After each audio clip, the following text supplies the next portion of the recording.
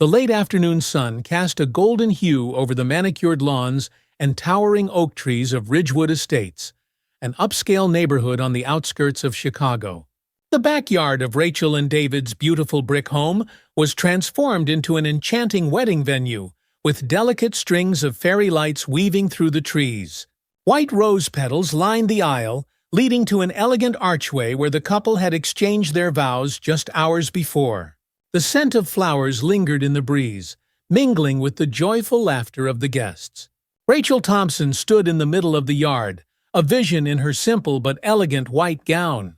Her face glowed with happiness as she gazed at her new husband, David Harris, a man who exuded both strength and warmth. He had the solid build of someone who had spent years in law enforcement, but his eyes softened every time they fell on Rachel. David's arm wrapped protectively around her shoulders as he whispered something into her ear that made her laugh, the sound blending with the soft hum of conversation around them. The wedding had been small, intimate, and perfect. Close friends and family surrounded the couple, sharing in their joy. Rachel's mother, Sarah, stood nearby, her eyes sparkling with pride as she spoke with relatives. Rachel's father had passed away years ago, but Sarah had taken on both roles with grace and strength, supporting her daughter through every step of her remarkable career as a judge. David's family, many of whom had flown in from across the country, mingled with the guests, raising their glasses in toasts to the newlyweds. His younger brother Ben, a sharp and quick-witted lawyer, had just finished recounting a childhood story that had everyone laughing, including David's stoic FBI colleagues. It was a day that felt untouched by the outside world, a moment of peace, unity, and love. But as the evening crept in, casting longer shadows over the yard, none of the guests could have anticipated the storm that was brewing just a few houses down. A few doors away, Edith Carter, a longtime resident of Ridgewood, her dark living room, the soft glow of the TV flickering across her face. She had lived in the neighborhood for over 40 years, watching it change and evolve, and she didn't like what she saw. When she looked out her window now, she didn't see the quiet, orderly streets she once cherished. Instead, she saw people who didn't belong, people who were changing the fabric of what she believed Ridgewood was supposed to be. Edith's sharp blue eyes narrowed as she peered through the lace curtains that framed her window, watching the gathering in Rachel and David's backyard. Her lips tightened in disapproval as she noted the diverse group of people mingling and laughing. To her, it wasn't just a wedding, it was a disruption, a symbol of everything wrong with the world today. Her phone lay on the small table beside her, and she reached for it, her fingers trembling with anger. As she dialed, Edith's voice was steady, though cold, as she spoke to the police dispatcher. "There's a disturbance happening down the street," she said, her voice filled with false concern. "It's loud, and there are a lot of unfamiliar people. I'm worried there might be some illegal activity. You might want to send someone out here before things get out of hand."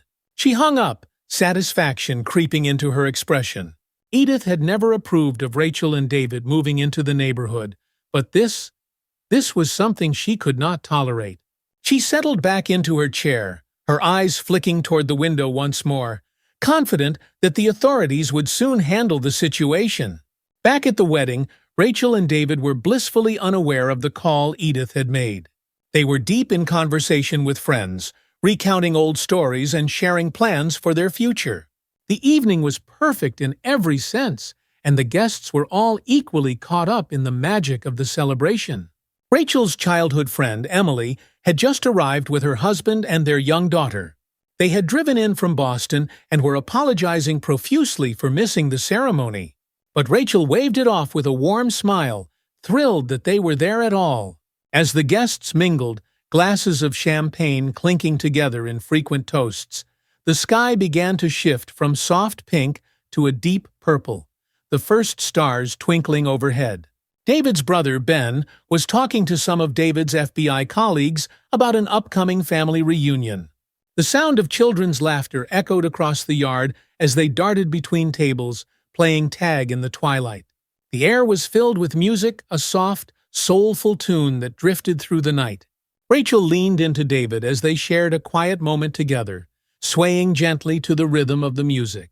They hadn't planned a formal first dance, preferring to enjoy the evening as it unfolded naturally, but this moment felt right. Friends and family gathered around them, clapping and cheering as the couple twirled beneath the glowing lights. Rachel looked up into David's eyes, her heart swelling with love and gratitude. This was the life they had built together, one filled with respect, love, and a deep commitment to each other. The world outside their circle of friends and family seemed far away, irrelevant to the joy they were experiencing. But outside the hedge that bordered their property, trouble was brewing.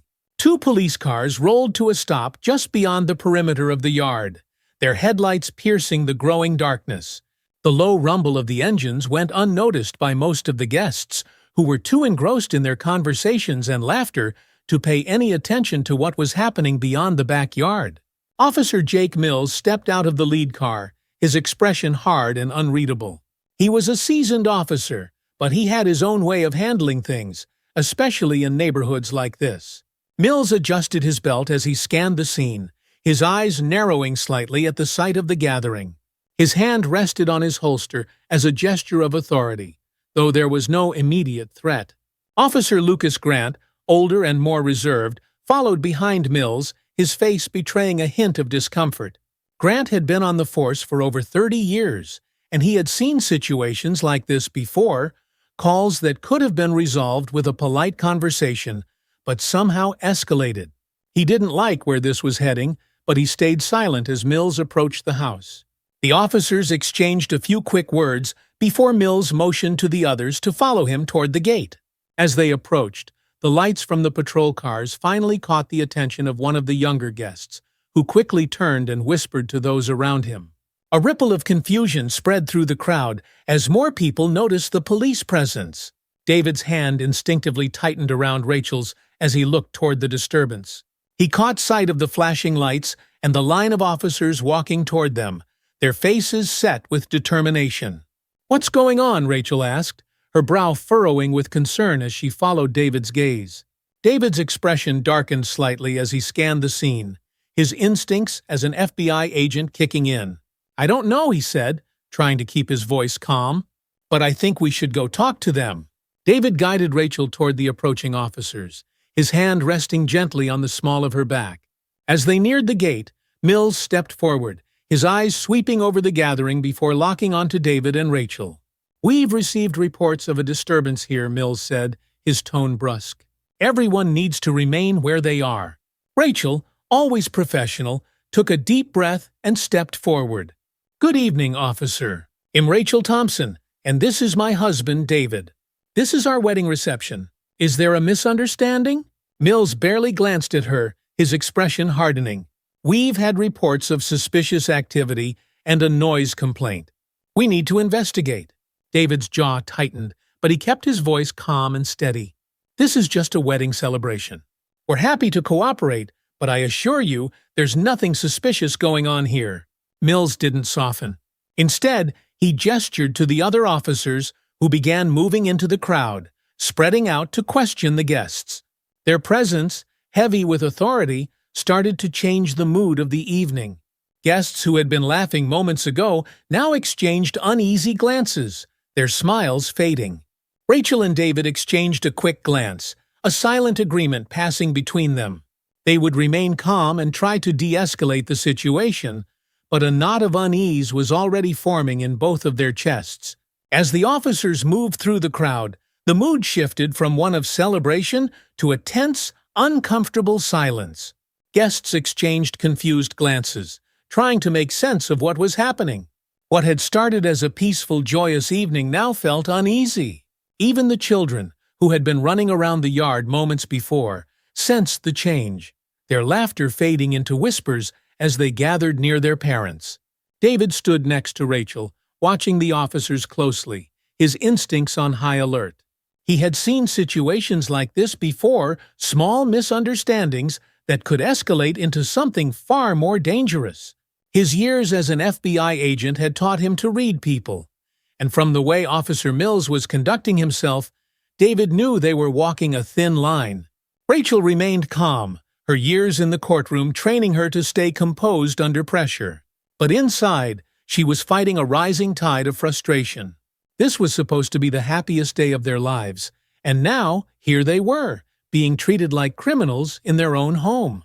She took a deep breath, reminding herself that they needed to handle this with care. Officer Mills approached a group of guests, his expression stern. "Everyone needs to stay where they are," he said, his voice carrying an edge of authority that left little room for argument. "We've received reports of suspicious activity and potential noise violations." One of the guests, a middle-aged man named Greg, who had known Rachel for years, stepped forward, his voice calm but firm. "Officer, I don't know what you've been told, but this is a wedding, not some kind of illegal gathering. There's no suspicious activity here." Mills barely glanced at Greg before dismissing him. "Well, determine that. Just stay out of our way and let us do our job." Rachel clenched her fists at her sides, her legal mind racing. This was already escalating far beyond what was reasonable. She stepped forward, her voice steady and professional. "Officer Mills, I'm a judge. I understand the need to investigate, but there's nothing here that warrants this level of response. We have all the necessary permits, and we're not in violation of any ordinances." Mills turned toward her, his expression cold. "Judge or not, Mom, we'll be the ones to decide whether any laws have been broken." David could feel the tension rising. He placed a hand on Rachel's arm, not to restrain her, but to remind her to stay calm. They both knew that escalating the situation wouldn't help, but the knot of unease in David's stomach tightened. He had seen this before when authority figures overstepped, their pride blinding them to reason. The officers continued to move through the crowd, questioning guests with an air of suspicion that made it clear they were not there to resolve a simple noise complaint. Their questions became more invasive, their demeanor more aggressive, and the guests, once bewildered, now began to grow uneasy. Ben, David's younger brother and a lawyer, watched the scene unfold with increasing frustration.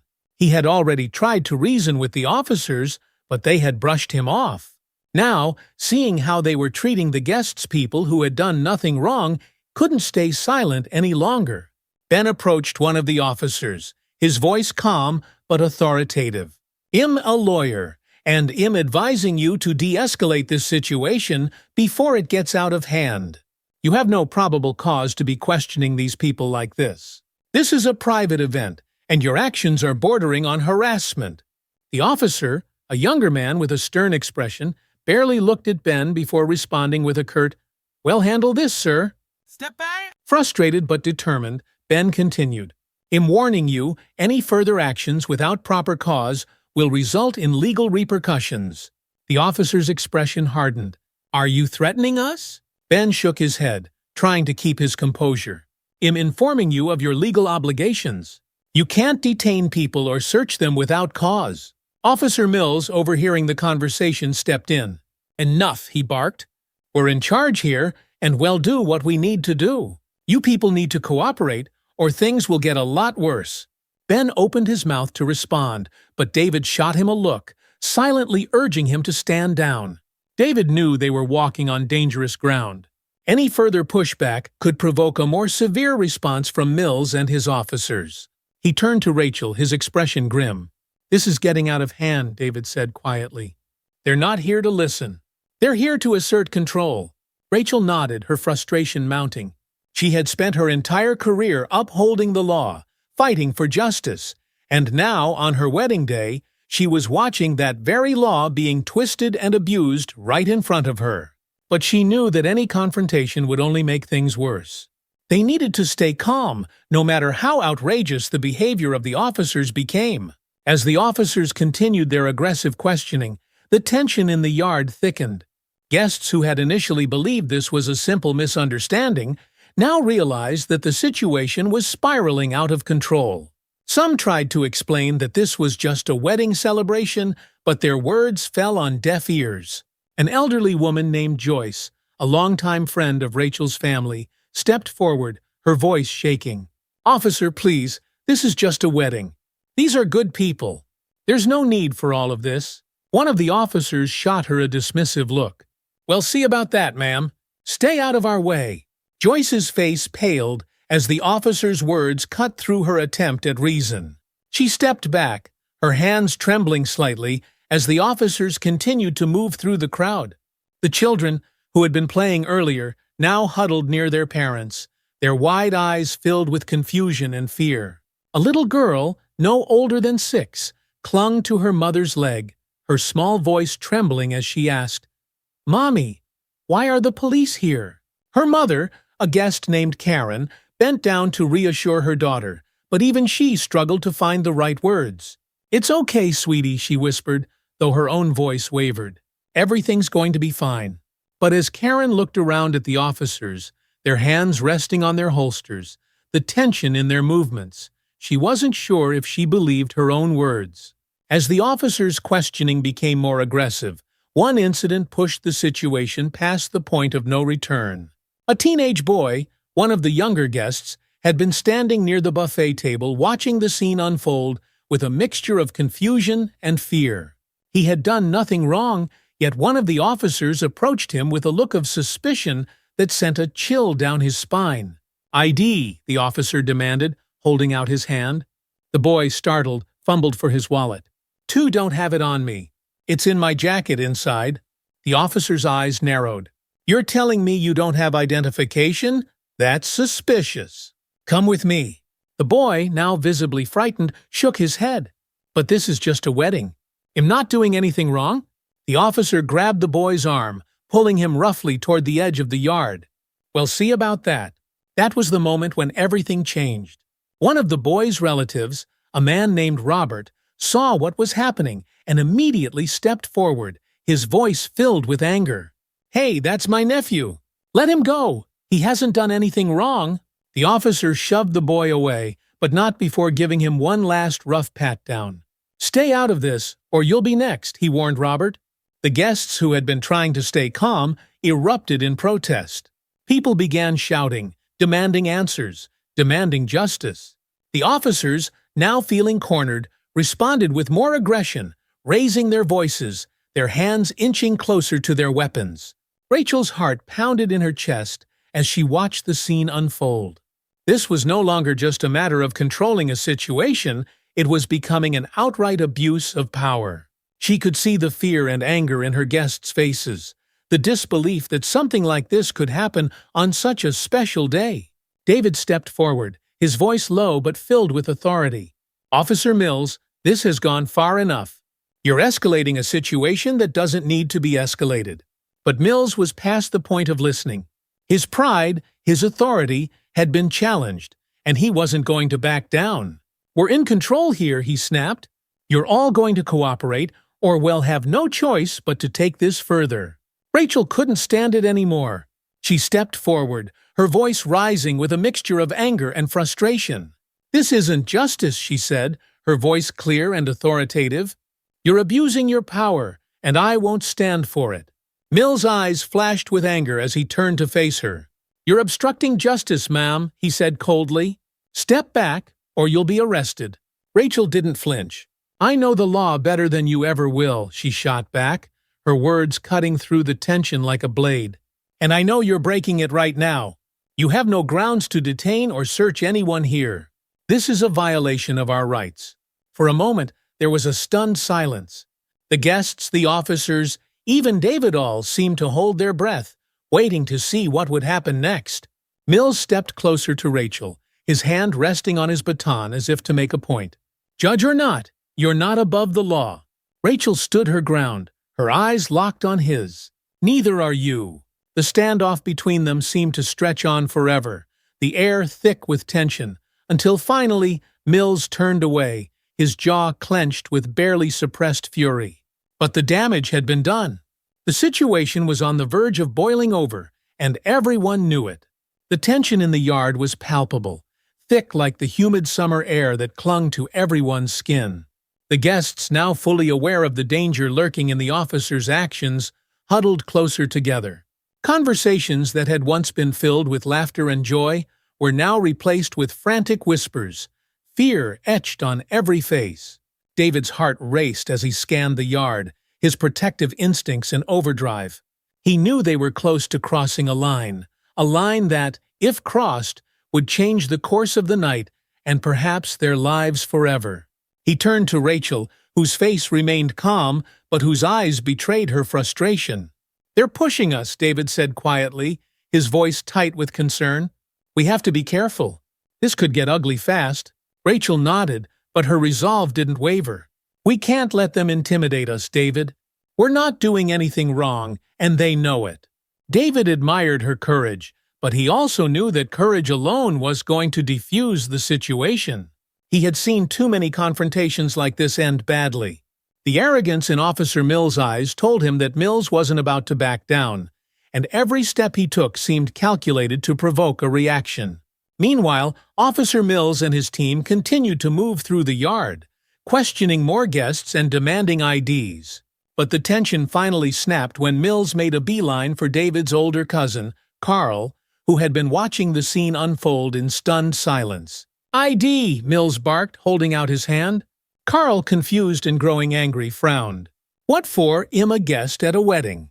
I haven't done anything wrong." Mills stepped closer, his hand resting on the baton at his side. "I asked for your ID. Don't make this harder than it needs to be." Carl shook his head, his voice rising.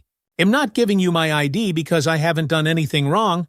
You're way out of line here." The guests, sensing the shift, began murmuring in protest. It was clear now Mills wasn't asking, he was demanding submission. That was all it took. Mills, his pride wounded and his authority questioned, grabbed Carl by the arm and yanked him toward the patrol car. "Let me go!" Carl shouted, his voice full of outrage. Ben, David's brother, rushed forward, his legal training kicking in. "What are you doing? You have no right to detain him without probable cause." Mills didn't even glance at Ben as he roughly pushed Carl against the side of the patrol car. "Has resisting," Mills muttered, tightening his grip on Carl's arm. "Well, take him in." David saw the scene unfolding, and his mind raced. He had to stop this before it got out of control. Stepping forward, his voice low but filled with authority, David called out to Mills. "Let him go. Now." Mills turned his head slowly, his eyes narrowing as he sized David up. "And who do you think you are?" David's jaw tightened. "I'm David Harris, an FBI agent. And this is my wedding. I'm ordering you to release him." Mills' eyes flashed with defiance. He stepped closer to David, his posture aggressive. "I don't care if you're the president. Right now, I'm in charge, and your cousin's under arrest." Rachel, who had been watching with growing horror, stepped forward. "Officer, you're escalating this situation without cause. As a judge, I'm telling you this is illegal." But Mills had crossed the point of no return. He wasn't going to be shown up by anyone. Not a judge, not an FBI agent, not by anyone. "You're obstructing justice," he said coldly, as he grabbed his radio. "We're taking them all in." The words sent shockwaves through the crowd. Guests began shouting, some pleading with the officers to stop, others angrily demanding an explanation. But the police, led by Mills, seemed to have lost all sense of reason. They moved through the crowd like a wave of authority unchecked, arresting anyone who protested too loudly. Rachel felt a knot of fear twist in her stomach as she watched the chaos unfold around her. This was no longer just about their wedding, it was about something much bigger. These officers were abusing their power, and they were doing it with impunity. As Mills ordered his fellow officers to start making arrests, the crowd erupted in protest. One by one, guests were shoved to the ground, their arms twisted behind their backs as handcuffs clicked shut. The once peaceful wedding celebration had turned into a scene of chaos and panic. Rachel watched in horror as one of the officers grabbed an elderly guest, Mrs. Joyce, the sweet woman who had known her since childhood, and shoved her to the ground when she tried to stand up for Carl. "Stop!" Rachel shouted, her voice cracking with desperation. "You're hurting her." Mills ignored her. He seemed to be in a power-fueled frenzy now, barking orders at his men and pushing back anyone who dared to speak out. David was pinned to the ground by two officers, his face pressed into the dirt as he struggled to breathe. His FBI training told him to stay calm, but every instinct in his body screamed at him to fight back. This wasn't right. None of it was. And yet he was powerless in this moment, unable to protect the people he loved. Rachel rushed toward him, her heart pounding. "Let him go!" she cried, trying to push past one of the officers. But before she could reach David, two officers blocked her path. Their faces were cold, devoid of any compassion. "Step back, ma'am," one of them said flatly. "You're interfering." Rachel's hands trembled with rage and fear, but she refused to back down. "This is a violation of our rights," she shouted, her voice echoing through the night. "You have no legal grounds to do this." But her words fell on deaf ears. The officers had already made up their minds. They weren't here to uphold the law, they were here to assert control, no matter the cost.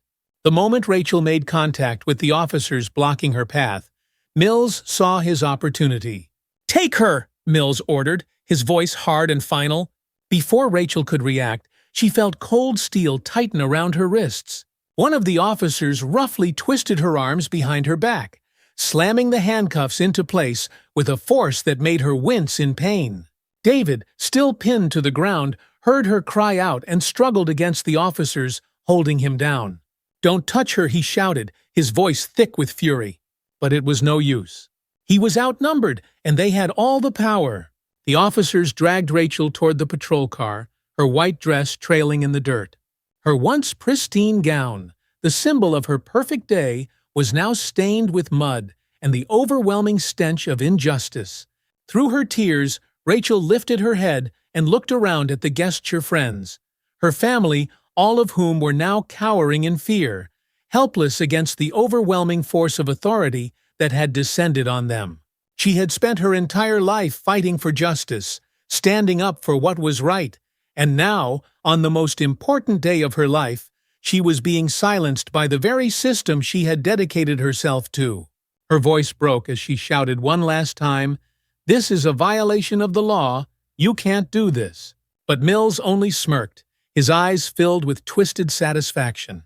"Watch me." As the night deepened, the scene in the yard grew more chaotic by the minute.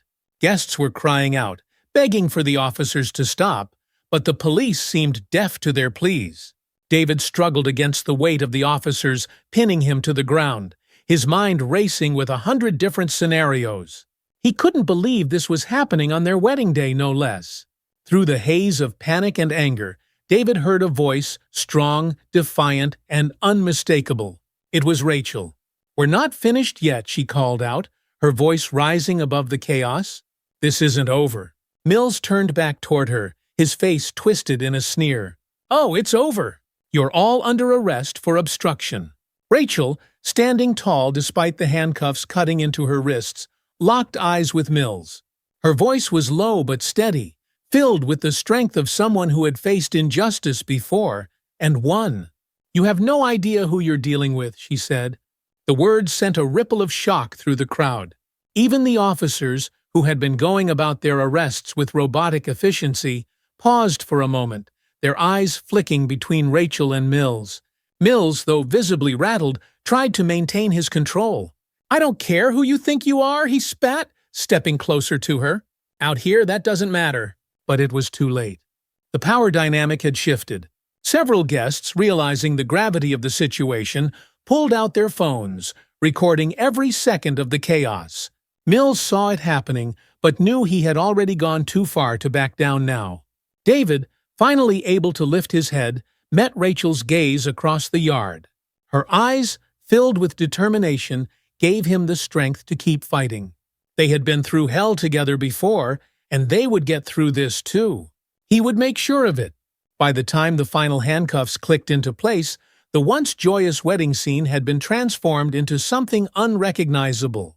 Flashing police lights bathed the yard in an eerie red and blue glow, illuminating the faces of terrified guests and the officers who now held them in a vice-like grip of authority. David, bruised and dirt-streaked, was hoisted to his feet by the officers who had pinned him to the ground. His shoulders ached from the force they had used, but his eyes were fixed on Rachel. She stood a few feet away, her white wedding dress torn and muddied, her wrists bound behind her back, but her posture remained strong, unbroken. The rage that simmered in David's chest was barely contained. This wasn't supposed to happen, not on their wedding day, not in their home.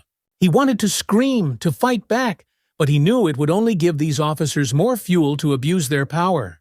Instead, He locked eyes with Rachel, his heart aching at the sight of her in handcuffs. "We'll get through this," he whispered, more to himself than to her, but Rachel heard him. She gave him a small, almost imperceptible nod, her face a mask of defiance. They weren't finished yet, not by a long shot. The wedding party and guests were loaded into police vans and transported to the local precinct. But by the time they arrived, something had changed. The footage that several guests had recorded on their phones had already begun circulating online, shared through social media with hashtags like Wedding Gone Wrong and Justice for Rachel and David. The public outcry was immediate. People were horrified by what they saw: police officers arresting wedding guests, a bride in handcuffs, and an FBI agent held down like a common criminal. The footage showed the escalation, the aggressive tactics, and the clear abuse of power. News outlets quickly picked up the story, and within hours, the incident had gone viral, becoming the top trending topic nationwide. At the precinct, the officers who had arrested the wedding party began to realize the gravity of their actions. Officer Mills, who had been so sure of himself, now stood at the center of a growing scandal, his once confident demeanor crumbling as calls for an investigation flooded the police department's phone lines. David, Rachel, and the others sat in holding cells, waiting for their legal team to arrive. It wasn't long before Ben, David's lawyer brother, stormed into the precinct, his expression hard with determination. "Get them out," he demanded, addressing the desk sergeant. "Now." The sergeant, aware of the storm brewing outside the precinct, nodded and motioned for the officers to start releasing the wedding guests. Ben's eyes scanned the holding area until they landed on his brother and Rachel. "They've made a huge mistake," Ben said, his voice low but filled with conviction. "We're going to make sure they pay for this." Over the next few days, the situation escalated even further. Civil rights organizations and high-profile attorneys offered their support to Rachel and David, horrified by the blatant abuse of power displayed in the footage. The media continued to run the story, turning it into a symbol of the fight against police misconduct and racial profiling. David and Rachel, though still reeling from the trauma of that night, knew they had a responsibility to do more than just clear their names. They had to hold the officers accountable, not just for themselves, but for everyone who had ever been mistreated by those sworn to protect and serve. Together with Ben and a team of civil rights attorneys, they began building their case. They had the footage, the witness statements from their guests, and the legal knowledge to challenge the police department's actions. Every piece of evidence painted a clear picture of how the officers, led by Mills, had overstepped their bounds. Rachel, in particular, felt a deep sense of duty. As a judge, she had spent years fighting for justice, and now she was on the other side of the law, experiencing firsthand the kind of injustice she had sworn to eradicate. She knew this case wasn't just about them, it was about changing the system. As the legal battle began to take shape, support for Rachel and David grew. Their story resonated with people across the country, many of whom had experienced similar incidents of racial profiling and police brutality. Protests were organized in front of the precinct where the arrests had taken place, and calls for police reform echoed through the streets. David's colleagues at the FBI, many of whom were shocked and outraged by what had happened, quietly offered their support as well. Some reached out to offer legal advice, while others connected the couple with advocates for police reform and racial justice. But it wasn't just the public that rallied behind them. Rachel's and David's families, once shaken by the events of that night, became a powerful source of strength. Sarah, Rachel's mother, was vocal in her support, giving interviews to the press and speaking out against the officers' actions. "My daughter has spent her entire life fighting for justice," she told reporters. "And now justice will fight for her." As the days turned into weeks, the couple's story grew into something much bigger than they could have imagined. It was no longer just about their wedding, it was about holding those in power accountable for their actions. The trial, when it finally began, was nothing short of a spectacle. The courtroom was packed with reporters, supporters, and legal experts, all eager to see how the case would unfold. Officer Mills and his fellow officers were being charged with multiple counts, including unlawful arrest excessive force, and civil rights violations. Rachel and David sat side by side at the plaintiff's table, their hands clasped tightly together. They had been through hell, but they were ready to fight for justice, not just for themselves, but for the countless others who had been silenced by the system. Ben, along with the rest of their legal team, presented the case with precision. They played the footage from that night, showing the world how Mills and his officers had escalated a peaceful wedding into a scene of chaos and violence. Witnesses from the wedding testified, their voices filled with emotion as they recounted the terror of that night. Officer Mills, now sitting at the defense table, tried to defend his actions, but the evidence against him was overwhelming. The footage, combined with the witness testimonies, painted a damning picture of a man who had let his personal biases dictate his actions. When it was time for Rachel to testify, the courtroom fell silent. She stood tall, her voice steady as she recounted the events of that night. She spoke not only as a victim, but as a judge who had dedicated her life to upholding the law. This wasn't just an abuse of power, she said, her voice echoing through the courtroom. It was a violation of our most basic rights. We were treated as criminals not because of what we did, but because of who we are. And that's not just wrong, it's illegal. Her words carried the weight of someone who had seen the legal system from both sides, and the jury listened intently, their expressions hardening as they absorbed the gravity of what had happened. David, watching from the plaintiff's table, felt a surge of pride as he listened to his wife speak. She had always been a fighter, and now, standing in front of the courtroom, she was fighting not just for herself, but for everyone who had ever been wronged by the system. After weeks of testimony, evidence, and legal arguments, the case finally went to the jury. The tension in the courtroom was thick as everyone waited for the verdict that could change everything. When the jury returned, the room fell silent. The foreman stood, his voice steady as he read the verdict. "We find the defendants guilty on all counts." The courtroom erupted in a mixture of relief and emotion. Rachel and David turned to each other, their hands clasped tightly. It was over. Justice had been served. The officers, including Mills, were sentenced to various penalties, ranging from suspension to termination and criminal charges. But more than that, the case set a precedent. It became a symbol of the fight against police misconduct and racial profiling, inspiring legal reforms and changes in police training. The sun was setting over the city as Rachel and David stepped out of the courthouse, hand in hand, their hearts still racing from the intensity of the trial. The crowd of supporters outside erupted into applause and cheers as soon as they saw the couple, a wave of joy and relief washing over them. Rachel paused for a moment, taking in the scene. The courthouse steps, once a place of anxiety and uncertainty, now felt like the starting point of something bigger. She had always believed in justice, but this victory felt different. It wasn't just a personal win, it was a win for everyone who had been wronged by the system, everyone who had been silenced, ignored, or mistreated. David squeezed her hand, bringing her back to the present. "You did it," he whispered, his voice full of pride and admiration. Rachel turned to him, her eyes shimmering with emotion. "We did it," she corrected, her voice firm but soft. "We couldn't have done it without each other." David nodded, feeling the weight of her words.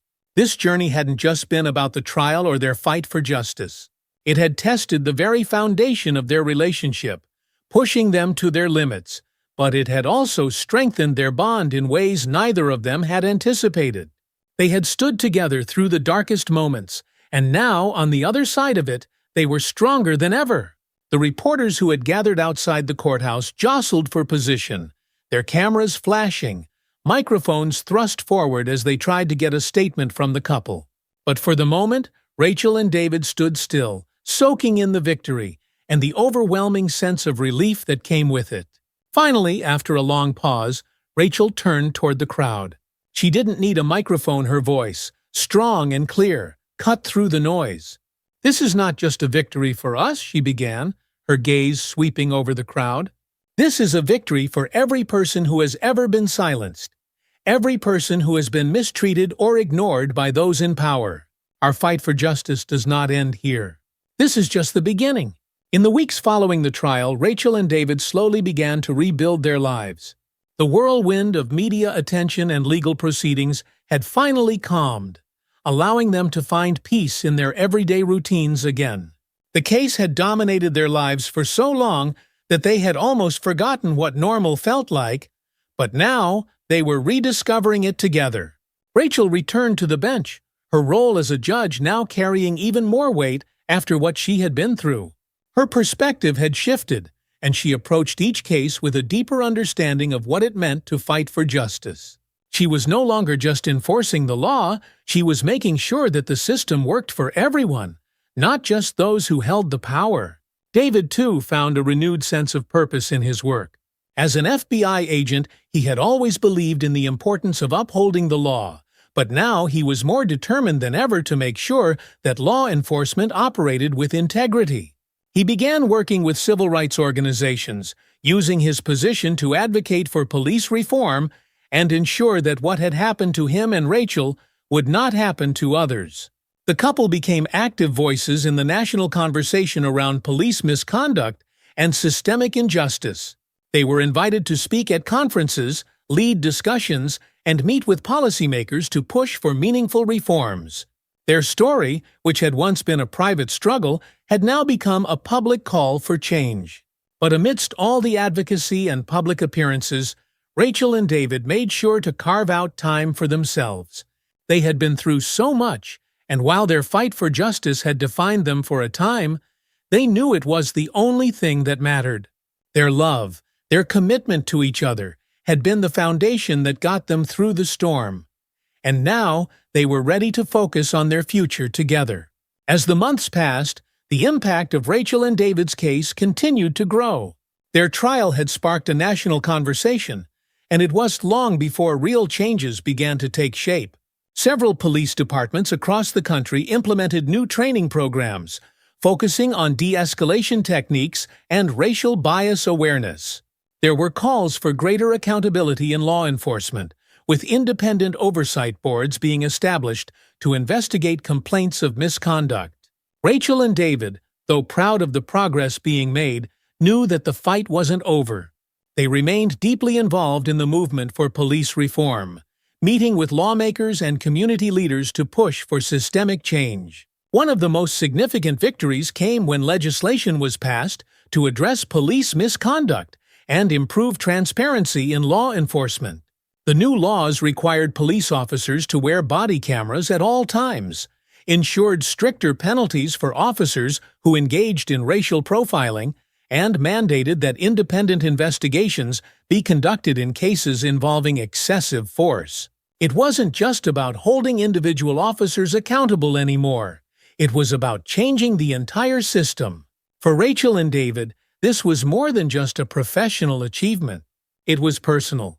They had lived through the injustice, and now they were part of the solution. One crisp autumn afternoon, Rachel and David stood in their backyard, the same backyard where their lives had been turned upside down all those months ago. The memory of that night still lingered in the air, but it no longer haunted them. Instead, it served as a reminder of how far they had come. The garden had been restored to its former beauty. The flowers were in full bloom. The trees swayed gently in the breeze, and the sound of children laughing filled the air once again. They had hosted a small gathering of close friends and family, this time with no police officers in sight, no tension hanging over them. Rachel looked around at the familiar faces, the people who had stood by them during the most difficult time in their lives. Her heart swelled with gratitude. She knew they were lucky. Not everyone who faced injustice had the resources or support to fight back the way they had. But that only made her more determined to keep fighting for those who couldn't. David came up behind her, wrapping his arms around her waist as they watched the scene together. "Feels good, doesn't it?" he asked, his voice low and warm. Rachel smiled, leaning into him. "It feels right," she replied, "like we've finally taken back what was ours." David kissed the top of her head. "We'll always have more battles to fight," he said. "But for now, I think we deserve to enjoy this moment." Rachel nodded, her smile widening as she watched their friends laughing and talking, the sound of life and love filling the air. They had survived the storm, and now they were ready to move forward together. As the sun began to set over their backyard, casting a warm golden light over the celebration, Rachel and David stood side by side, taking it all in. They had been through so much more than most couples face in a lifetime. But they had come out the other side stronger, not just as individuals, but as partners, as a team. Rachel glanced up at David, a soft smile playing on her lips. "You know, we never really got to have a proper first dance," she said, her voice teasing. David chuckled, shaking his head. "You're right. We didn't." He extended his hand, his eyes twinkling. "May I have this dance, Mrs. Harris?" Rachel's smile widened as she took his hand. "I'd be honored, Mr. Harris." As they swayed together in the fading light, the weight of the past months seemed to lift from their shoulders. The music from the small speaker nearby was soft, but in that moment it was all they needed. They moved together, effortlessly, as if the world around them had melted away. This was their new beginning, a future built on love, resilience, and a shared commitment to justice. There would be more challenges ahead, more fights to fight, but they knew they could face them together. And as they danced under the stars, surrounded by the people they loved, they knew that they had already won the most important battle of all, the battle to reclaim their lives and their love. 1 year later, Rachel and David stood in front of a crowd, much like the one that had gathered outside the courthouse on the day of their trial. This time, however, the occasion was different. It wasn't about the past. It wasn't about what had been done to them. It was about the future they were helping to shape. The event was held in Washington, D.C., in a grand hall filled with activists, legal professionals, and community leaders. They had been invited to speak at the National Conference on Justice Reform, an event dedicated to tackling police misconduct and advocating for civil rights. Rachel and David were now more than just victims of injustice. They had become champions for change, voices that carried the weight of their personal experience, but also the hopes of millions of others who had faced similar struggles. As Rachel stepped up to the podium, the room fell silent, all eyes on her. She took a deep breath, glancing at David, who gave her an encouraging nod. "It's been a year since the night that changed our lives," Rachel began, her voice clear and calm. "And in that year, we've seen how quickly the wheels of justice can turn when we refuse to remain silent. We've seen how the power of truth, of standing up for what is right, can ripple out and affect not just individuals, but entire systems." The audience hung on her every word, the power of her presence undeniable. Rachel was no longer just speaking as a judge or a victim. She was speaking as a leader in a movement for justice that had grown stronger with every passing day. "But the fight is far from over," she continued, her voice gaining strength. "There are still so many who suffer in silence, who are ignored by the system that is supposed to protect them. And we owe it to them, to every person who has ever been mistreated because of the color of their skin or the abuse of power, to keep pushing for change." David stepped up beside her, adding his voice to hers. "We are here today not just to reflect on what happened to us, but to use it as fuel to continue the fight. We stand with all of you lawyers, activists, lawmakers, who are working to ensure that what happened to us doesn't happen to anyone else. Together, we can change the system." The room erupted into applause, a wave of support and solidarity sweeping through the crowd. Rachel and David stood together, hand in hand, united in their commitment to justice. After the conference, as the evening sun began to set over the Washington skyline, Rachel and David took a quiet walk along the National Mall. The crowd of supporters had dispersed, leaving the two of them alone with their thoughts. They walked in comfortable silence, the weight of the past year behind them, but the promise of the future ahead.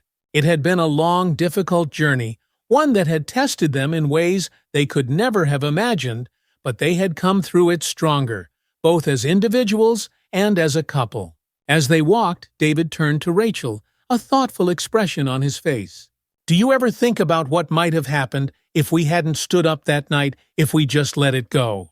Rachel paused, considering his question. "Sometimes," she admitted, "but I know that even if we hadn't fought back that night, we would have eventually. It's who we are. We can't just sit back and let injustice happen. Not to us, not to anyone. David smiled, his admiration for her growing even stronger. I guess you're right, he said. But I'm glad we did it together. Rachel nodded, her heart swelling with love for the man beside her. Me too. They had learned so much over the past year, not just about the world they lived in, but about themselves. They had learned the importance of standing up for what was right, even when the odds were against them. They had learned that love and justice were not just ideals to strive for, but forces that could change the world if wielded with courage and conviction. As they walked, hand in hand, they knew that the road ahead wouldn't be easy. There would be more battles to fight, more challenges to face. But they were ready for whatever came next. Together, they could face anything. Back at home, Rachel and David settled into their lives with a renewed sense of purpose. Their roles in the justice system took on even greater meaning now that they had lived through the kind of systemic failure they had fought to fix. Rachel continued her work as a judge, but now each case felt more personal, more significant. She was no longer just delivering verdicts, she was ensuring that the law served everyone, regardless of their background or status. David's work at the FBI took a similar turn. He became a vocal advocate for reform within law enforcement, working closely with civil rights organizations to push for accountability and transparency. His reputation as a man of integrity grew, and he found himself at the center of important conversations about how to rebuild trust between police and the communities they were meant to protect. Together, they founded a nonprofit organization dedicated to supporting victims of police misconduct and racial injustice. The organization, aptly named Justice for All, provided legal assistance, counseling, and advocacy for those who didn't have the resources to fight back on their own. It quickly became a beacon of hope for many, offering not just legal support, but the promise of a better, fairer system. Rachel and David poured their hearts and souls into the organization, knowing that their fight wasn't over. But this time, they weren't just fighting for themselves, they were fighting for everyone. One bright spring morning, Rachel and David stood in front of the newly opened headquarters of Justice for All. The building wasn't large, but it was filled with hope, a place where people could come to seek help, to find justice, and to rebuild their lives after facing discrimination and abuse. As they cut the ribbon to officially open the center, Rachel couldn't help but feel a swell of pride. This was more than just a building, it was the culmination of everything they had fought for, everything they had dreamed of. "We did it," David whispered, his voice full of emotion as they stood together. Rachel smiled, her heart full. "We did, and this is just the beginning." The crowd around them cheered as the doors to the center opened, welcoming in the first visitors, people who had been wronged, people who had been silenced, but who now had a place to turn. As they watched the people stream inside, Rachel and David knew that they had found their purpose. This wasn't just a fight for justice anymore, it was a fight for the future. And as long as there was injustice in the world, they would continue to stand up, to speak out, and to fight back. Because justice wasn't just a destination, it was a journey. And Rachel and David were ready to keep walking that road together. In today's story, a beautiful wedding turns into a nightmare when a neighbor's prejudice leads to a shocking encounter with law enforcement.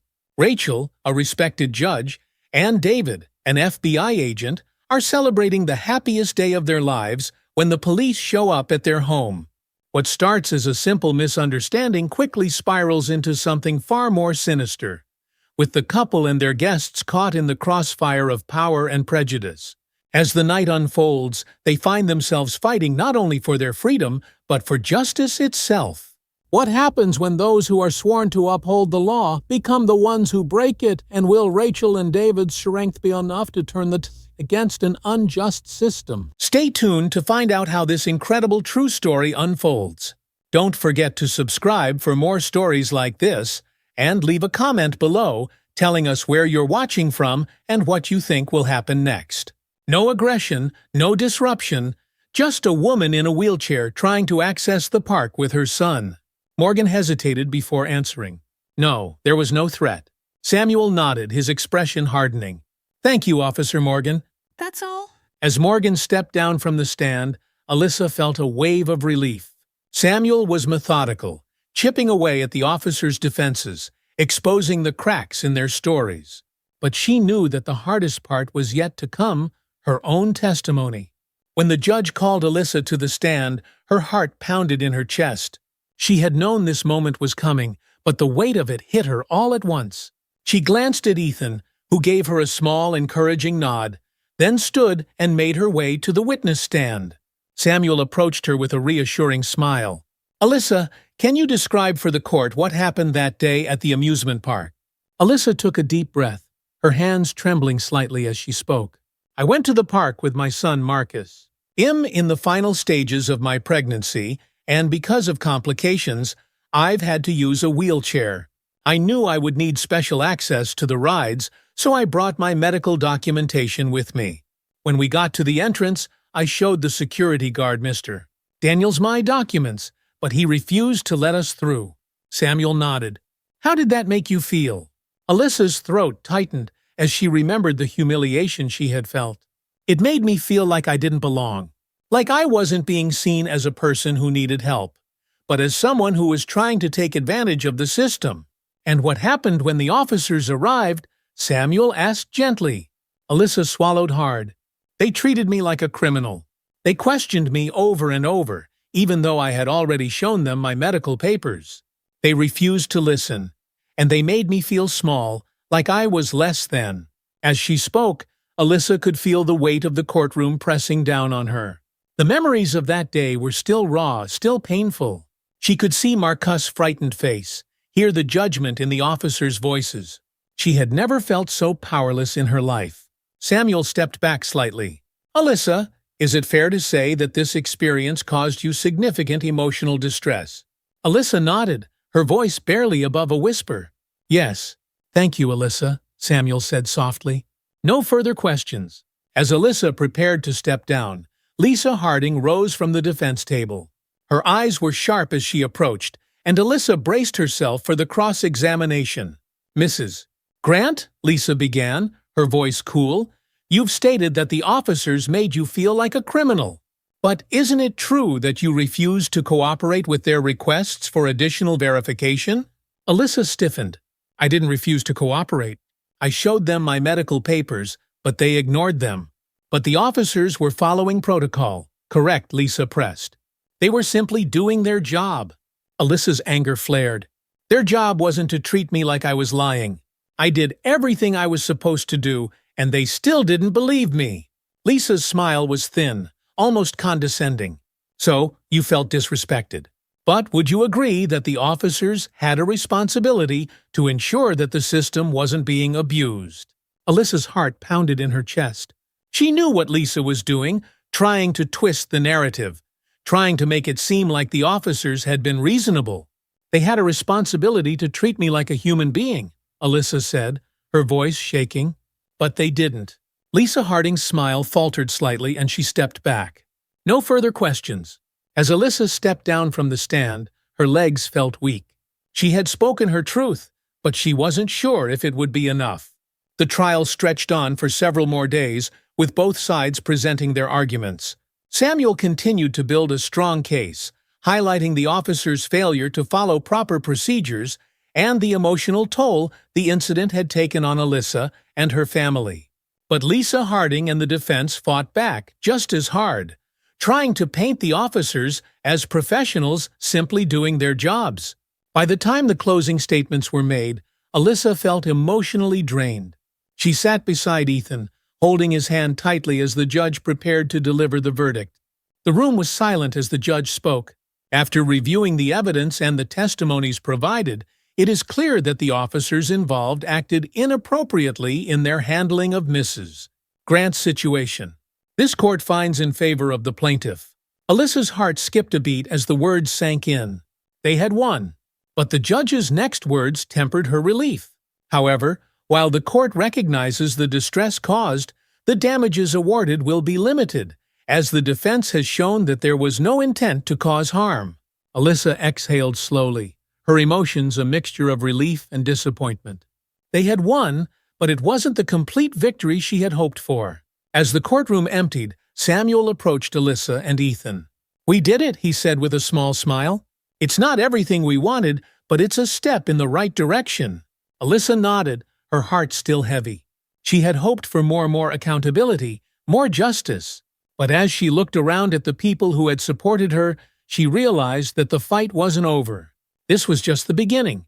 Ethan squeezed her hand. "We're going to keep pushing. This isn't the end."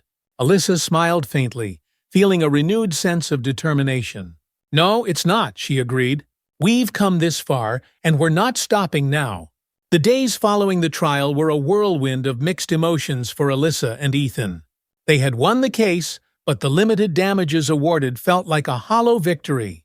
The media portrayed it as a triumph, but for Alyssa, there was a lingering sense of unfinished business. The police department issued a short statement, acknowledging the court's decision, but refused to accept any direct blame. There was no public apology, no disciplinary actions against the officers involved, just silence, as if the whole ordeal was something they wanted to forget. Ethan tried to stay positive, constantly reminding Alyssa of the progress they had made. "We forced them to acknowledge their mistake," he said, one evening, as they sat together in the living room. "That's something." Alyssa nodded, but her heart was heavy. "It doesn't feel like enough," she admitted. "We went through all of that, and they still get to walk away like it didn't matter." Ethan placed a hand on her shoulder. "It mattered." It mattered to the people who saw what happened, and the people who are standing with us now. "This is bigger than just one case." Alyssa knew he was right. The outpouring of support from the community had been overwhelming. Messages of encouragement flooded her social media, and people she had never met reached out to thank her for standing up against injustice. Tanya, who had been a constant source of support throughout the ordeal, visited them often. "We've opened the door for change," she said during one of her visits. "The fight isn't over, but you've made people listen." Still, the weight of what they had been through lingered.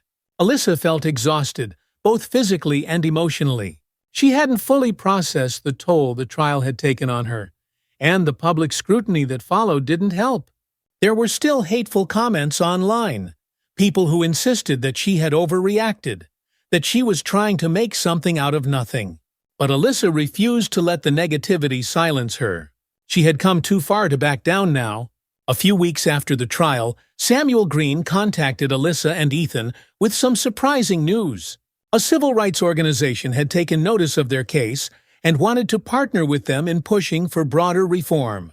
They were calling for changes in police training, particularly around how officers handle interactions with people of color and those with disabilities. "We're going to push for systemic changes," Samuel explained during their meeting. The lawsuit was just the first step. Now we need to focus on changing the policies that allow things like this to happen in the first place. Alyssa felt a flicker of hope. This was exactly what she had wanted, the chance to prevent others from going through what she had experienced. Tanya was equally enthusiastic. "Well, organize another rally," she said, her eyes alight with determination. "This time, we're not just demanding justice for you. We're demanding changes that will protect everyone." The rally, held in front of the courthouse, drew even larger crowds than the first one. Alyssa stood at the center of it all, feeling the energy of the people around her, people who believed in what she was fighting for, people who wanted to see real change. This time, Alyssa felt stronger. She wasn't just fighting for herself anymore. She was fighting for the countless others who had been silenced, ignored, and mistreated. As she took the stage to speak, the crowd quieted. Alyssa's voice rang out clear and steady. "I stood here months ago to tell you my story. Today, I'm here to tell you that the fight for justice isn't over. It's not just about what happened to me. It's about what happens every day to people who look like me, people who live with disabilities, people who are treated like they don't belong." The crowd cheered, their voices rising in support. "We deserve to be treated with dignity and respect, no matter who we are or where we come from," Alyssa continued. "And we won't stop until the system changes, until officers are held accountable, until our communities feel safe, and until everyone is seen for who they are, not just the assumptions made about them." As the rally continued, Alyssa felt a renewed sense of purpose. She knew there was still a long road ahead, but she also knew she wasn't walking it alone. In the months that followed, Alyssa and Ethan's lives slowly began to return to a sense of normalcy. The teenagers exchanged glances, clearly uncomfortable under Jake's stern gaze. But Alyssa's fight for justice didn't end, it simply shifted. She and Ethan became advocates, speaking at events, partnering with civil rights organizations, and working with local lawmakers to push for reforms in police training. Their case became a touchstone for broader conversations about race, disability, and the treatment of marginalized communities. For Alyssa, the most important change was within herself. She had gone from feeling powerless to finding her voice, and now she was using that voice to help others. Her strength, which had been tested in ways she never imagined, had only grown stronger. One evening, as Alyssa and Ethan sat on the porch watching Marcus play in the yard, she felt a sense of peace that had eluded her for so long. "I didn't think we'd get here," Alyssa said quietly, leaning her head against Ethan's shoulder. Ethan smiled, wrapping his arm around her. "We've come a long way." Alyssa watched Marcus laugh and run, her heart swelling with love for him. "Do you think he'll remember what happened?" she asked softly. Ethan thought for a moment. "Maybe. But if he does, he'll remember how strong you were, how you stood up for yourself and for him." Alyssa smiled, wiping a tear from her cheek. "I just want him to know that we did the right thing." "He knows," Ethan said gently. "We all know." Months turned into a year, and while the initial urgency of the trial had passed, the changes that Alyssa and Ethan had fought for were starting to take root. The police department, under pressure from the public and local leaders, began implementing new training protocols. It wasn't a complete overhaul, but it was a step in the right direction. Alyssa and Ethan continued to speak out, using their platform to raise awareness and push for further reforms. They met with other families who had experienced similar injustices, offering support and guidance. One day, as Alyssa was preparing for another speaking event, she received an unexpected call from the police department's new chief, who had been brought in after the fallout from the trial. "I wanted to reach out to you personally," the chief said, his tone respectful. "I know the department has a long way to go, but I want you to know that we're committed to making things better. What happened to you should never have happened, and we're working to ensure it doesn't happen again." Alyssa was taken aback by the call. It wasn't a formal apology, but it was the closest thing to acknowledgement she had received from the department since the trial. "Thank you," Alyssa replied, her voice steady. "I appreciate that. But I'll be watching closely to make sure those changes happen." The chief chuckled lightly. "I wouldn't expect anything less." As Alyssa hung up the phone, she felt a sense of closure that had been missing for so long. The journey wasn't over, but for the first time, she felt like real progress was being made. On a crisp autumn afternoon, Alyssa, Ethan, and Marcus returned to Greenview Amusement Park. It had been over a year since the confrontation, and though Alyssa had been reluctant to return, Ethan had convinced her that it was time to reclaim the space that had once brought them so much pain. As they walked through the gates, Alyssa felt a mix of emotions. Memories of that day flooded her mind, but alongside them came a sense of strength. She had faced her fear, fought for justice, and emerged stronger on the other side. "Mom, can we go on the Ferris wheel?" Marcus asked, his voice filled with excitement. Alyssa smiled down at him, her heart swelling with pride. "Of course we can," she said. "Let's go." As they approached the ride, Alyssa noticed the park had made some changes.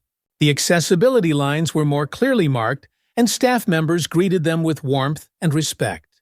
It was a small but significant Victoria sign that slowly but surely things were changing. As the Ferris wheel lifted them into the sky, Alyssa looked out over the park, the sun casting a warm glow over the landscape. She glanced at Ethan, who smiled back at her, and then at Marcus, whose laughter filled the air. In that moment, Alyssa felt a deep sense of peace. She had fought for herself, for her family, and for justice. And while the fight was far from over, she knew they were heading in the right direction. They had faced the odds and emerged stronger, and now, together, they looked to the future with hope. The story of Alyssa and Ethan's fight for justice became a symbol of hope and resilience. It wasn't just about one incident, was about standing up against a system that too often overlooked the people it was meant to protect. Their story inspired others to come forward, to share their own experiences, and to demand better from the institutions that were supposed to serve them. Alyssa's journey wasn't easy, but in the end, she had found her strength, not just for herself, but for her family and her community. And while the fight for justice continued, Alyssa knew that together they could make a difference. Thank you for watching this powerful story. If Alyssa's journey for justice and resilience inspired you, don't forget to subscribe to our channel for more stories that spark hope and bring light to issues that matter.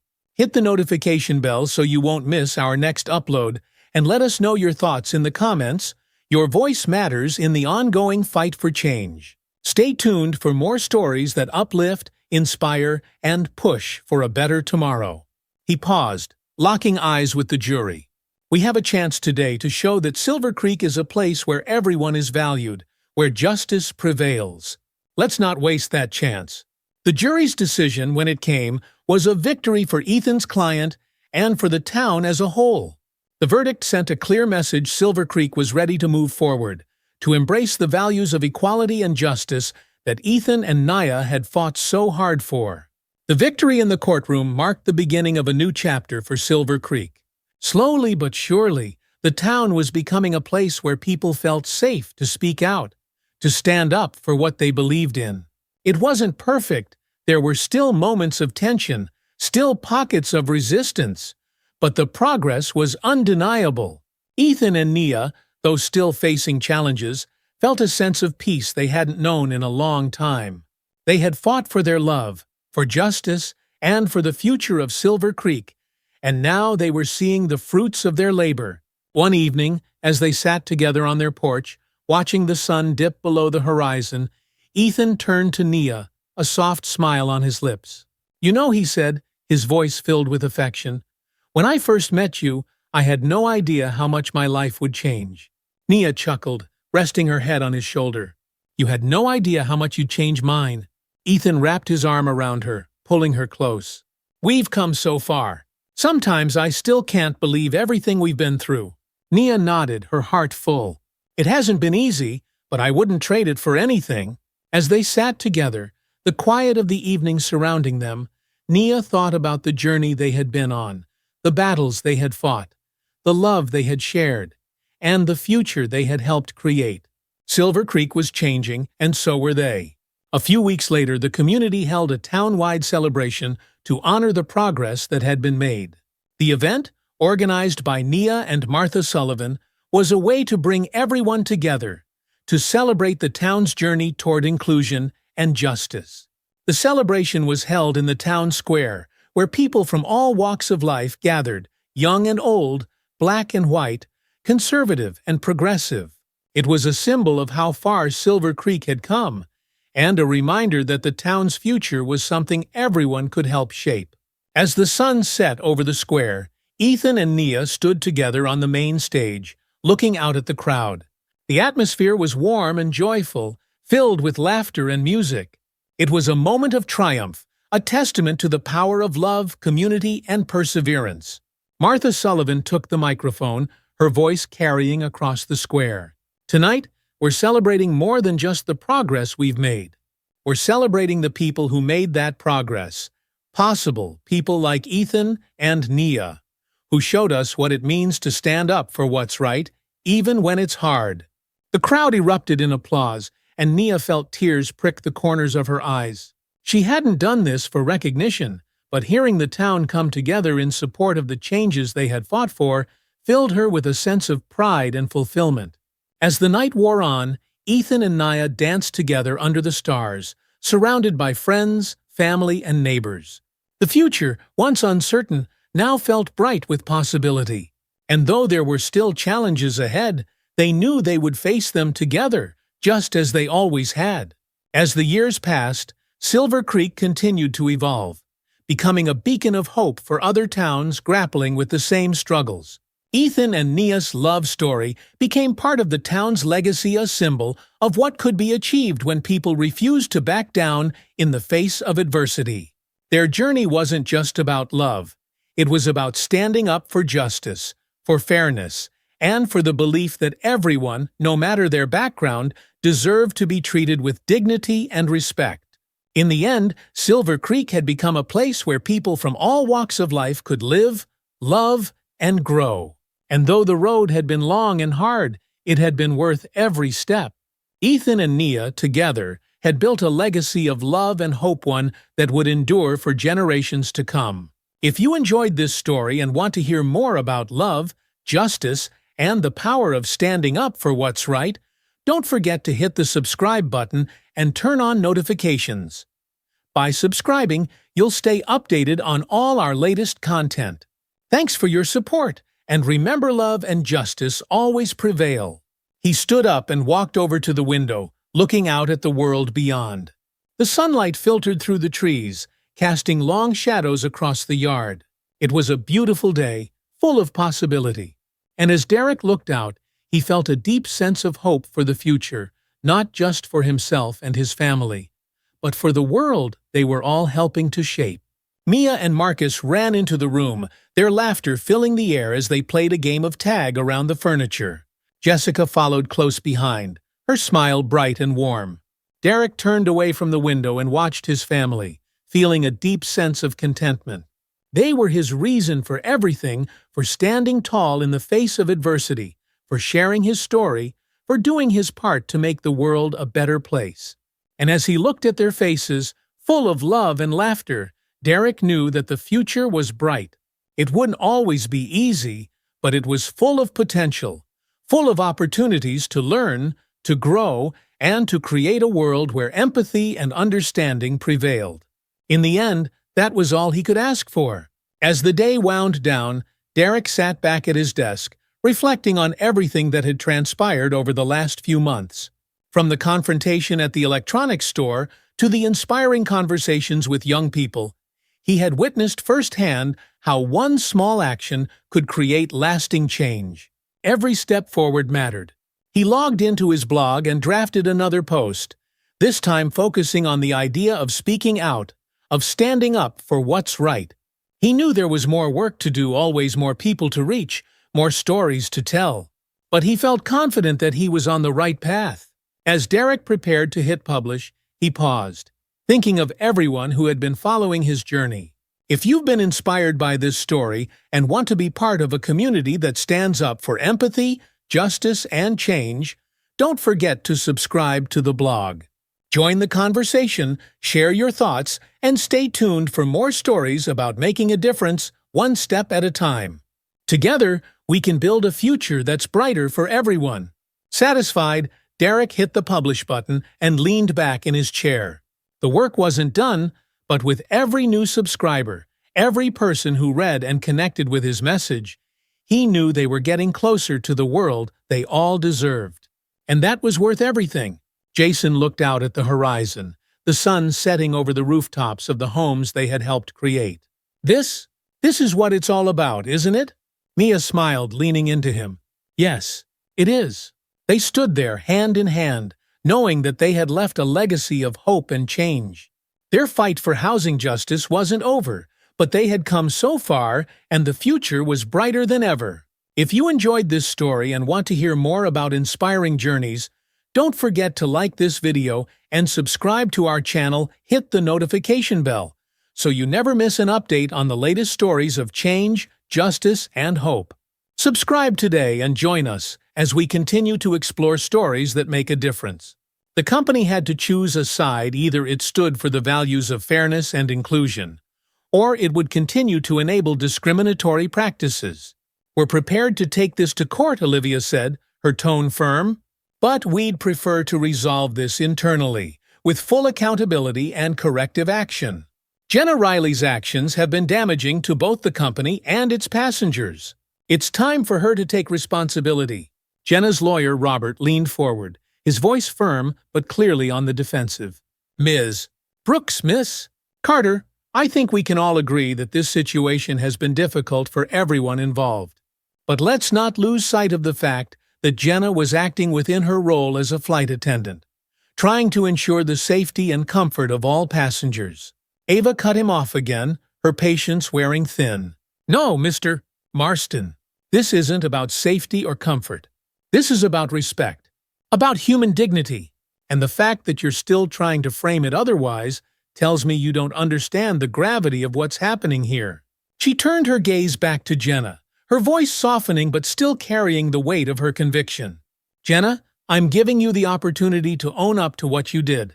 To admit that what happened on that flight and in other instances was wrong. This is your chance to make things right, not just for me, but for everyone who has been affected by your actions." For a moment the room was silent. Jenna's face was tense, her fingers gripping the arms of her chair. Ava could see the internal battle playing out in her eyes, the fear of losing everything she had worked for, the stubbornness of not wanting to admit fault, and perhaps, just beneath the surface, the faint flicker of remorse. Jenna's lawyer leaned in to whisper something to her, but Ava could see that the real struggle was happening within Jenna herself.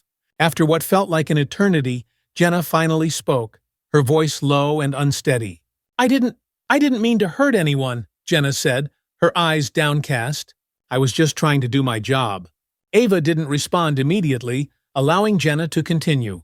"I've worked for this airline for years, and I always thought I was doing the right thing," Jenna said, her voice breaking slightly. "But I see now that I wasn't thinking about how my actions affected people. I was wrong." Ava remained silent, waiting. "Really bad." Jenna looked up, meeting Ava's eyes for the first time. "I'm sorry, Ava. I really am. I didn't see it before, but I do now, and I'll do whatever it takes to make things right." Ava nodded, the weight of the moment settling in her chest. Jenna's apology was far from perfect, and there was still a long road ahead. But it was a start, a necessary step toward accountability and healing. "We'll discuss the terms of a resolution," Olivia said, her voice cutting through the silence. "But we expect full cooperation moving forward. This isn't just about closing the case, it's about making sure that this never happens again." Jenna nodded, her shoulders slumping slightly as the reality of the situation sank in. Her lawyer remained quiet, clearly aware that the fight had shifted in Ava's favor. Ava glanced at David and the other executives, who were still processing the gravity of what had just unfolded. There was no going back now. The company had reached a crossroads, and Ava had made it clear which path they would be taking. "This isn't the end," Ava said quietly, addressing the room. "It's the beginning of something better. We're going to rebuild this company from the ground up, and that starts with owning our mistakes and making real changes." The meeting adjourned shortly after, and as the others filed out of the room, Ava remained seated for a moment, letting the quiet settle around her. It wasn't victory, not yet. There was still so much work to be done. But it was a step forward. A step toward creating a culture that truly reflected the values she had always believed in. As Olivia packed up the last of the documents, she looked over at Ava, a small smile playing at the corners of her lips. "You did it, Ava. We're moving in the right direction." Ava exhaled slowly, nodding. "We are, but we're not done yet." Ava Brooks sat in the quiet of her office, watching the early morning light filter through the glass windows. The confrontation with Jenna Riley had been a turning point, but now the real work began, the aftermath. The company was poised on the edge of a transformation, and Ava could feel the weight of responsibility pressing down on her. This wasn't just about her personal vindication. It was about changing an entire system. The previous week had been a whirlwind of meetings and difficult conversations. Jenna's public apology, though far from perfect, had sent ripples through the airline. For the first time, employees were openly talking about the culture that had silently permeated the company for years. Some were uncomfortable with the shift, while others, particularly those who had quietly suffered, began to feel hopeful that real change was coming. Ava's phone buzzed on her desk, breaking her from her thoughts. It was a message from Olivia. "Court ruled in our favor. Formal settlement agreement being drafted. We can discuss terms today." Ava's heart skipped a beat. They had won. After months of legal battles, emotional strain, and seemingly endless meetings, the court had ruled in their favor. Jenna Riley would face formal consequences for her actions, and the airline would be held accountable for its role in allowing discriminatory behavior to persist.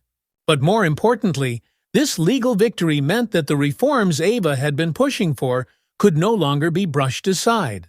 Ava leaned back in her chair, closing her eyes for a moment as the weight of the news settled in. It wasn't just about the legal victory, it was about the validation of everything she had fought for. The truth had been laid bare, and now the company had no choice but to move forward with the comprehensive changes she had envisioned. Later that afternoon, Ava and Olivia met with the airline's legal and executive teams to finalize the terms of the settlement. David Harrington, the chief operating officer, sat across from them, looking more composed than he had in previous weeks. Ava could sense that the reality of the situation had finally sunk in for him. The time for resistance had passed. It was time to rebuild. Olivia, ever the professional, laid out the terms in a calm, precise manner. As part of the settlement, the airline will implement mandatory diversity and inclusion training for all employees, starting at the executive level and extending to every member of staff, from flight attendants to ground crew. David nodded, though his expression remained neutral. Ava could tell he still harbored some concerns about the financial impact of the reforms, but he also understood that there was no turning back. We'll also be reviewing the complaint process, Olivia continued. Every report of discrimination or mistreatment will be thoroughly investigated, and no complaints will be dismissed without a full review by an independent committee. David shifted slightly in his seat, his eyes meeting Ava's. Ava, you know this isn't going to be easy. Implementing these changes across the entire company will take time and resources. Ava nodded, her voice steady. I understand that, David. But doing the right thing isn't always easy. This is about more than just protecting the company from legal consequences. It's about creating a culture where everyone is treated with respect, where every passenger and employee feels safe and valued. David sighed but nodded in agreement. You're right. We should have addressed this a long time ago. Olivia continued with the rest of the terms. Jenna Riley would be placed on leave, pending further investigation, and the company would make a public commitment to addressing systemic discrimination. The airline would also provide compensation to affected employees and passengers who had come forward with complaints. When the meeting concluded, Ava felt a sense of closure beginning to take root. It wasn't about punishment or retribution. This was about making sure that what had happened to her and to others like her would never happen again. In the days that followed, the news of the settlement broke, sparking a media frenzy. Headlines splashed across newspapers and news sites. Airline settles in discrimination case, major reforms on the way.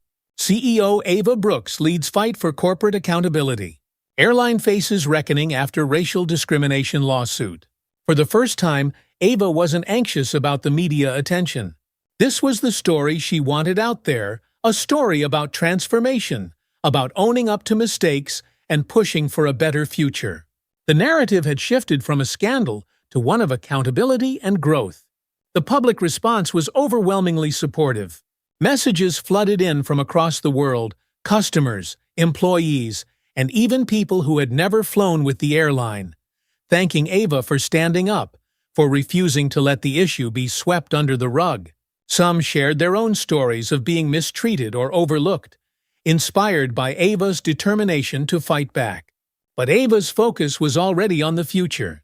The reforms were being rolled out across the company, starting with the senior leadership team. The diversity and inclusion training sessions were designed not just as a formality, but as a real opportunity for change. The program would include practical workshops where employees would learn how their unconscious biases could affect their work and how to create a more inclusive environment for all passengers. Ava personally oversaw the training for the executive team, determined to ensure that the changes started at the top. She stood at the front of the room, addressing the group of senior leaders, some of whom had been with the company since its inception. "This is where the real work begins," Ava said, her voice strong but filled with purpose. "It's not enough to implement policies. We have to live them. We have to show our employees, our customers, and the world that we're committed to being better." There were murmurs of agreement around the room, but Ava knew that words were only the beginning. Action was what mattered now. Real change required commitment, and she was prepared to lead that charge. A few weeks later, as the dust settled and the company began to adjust to the new changes, Ava found herself sitting in her office once again, looking out at the city skyline. The sun was setting, casting a warm glow over the buildings. The long journey, filled with emotional highs and lows, was finally beginning to pay off. Her phone buzzed with a message from Olivia. Training sessions going well. Staff feedback is positive so far. We're making progress. Ava smiled, feeling a sense of quiet satisfaction. The path had been difficult, but every step had been worth it. The culture of the airline was shifting, little by little, toward one of fairness and respect. There was still much work to be done, but the foundation had been laid. A knock at the door pulled her from her thoughts. It was Christine Larkin, the former flight attendant who had come forward with her testimony. She had recently rejoined the airline in a new role, part of the newly formed Diversity and Inclusion Committee. "Ava, do you have a minute?" Christine asked, stepping into the office. "Of course," Ava replied, motioning for her to sit. Christine smiled, her eyes filled with a mixture of gratitude and pride. "I just wanted to thank you for everything. I never thought I'd have the courage to speak up, but you made that possible. And now things are really changing." Ava's smile widened. "You don't have to thank me, Christine. You're the one who had the courage to come forward. This change, it's because of all of us." Christine nodded, her eyes shining with emotion. "I've been talking to some of the newer flight attendants, and they're already noticing a difference. People are more aware, more mindful of how they treat passengers. It's a start, but it's a good one." Ava leaned back in her chair, feeling a sense of peace wash over her. For the first time in a long time, she felt like she could breathe.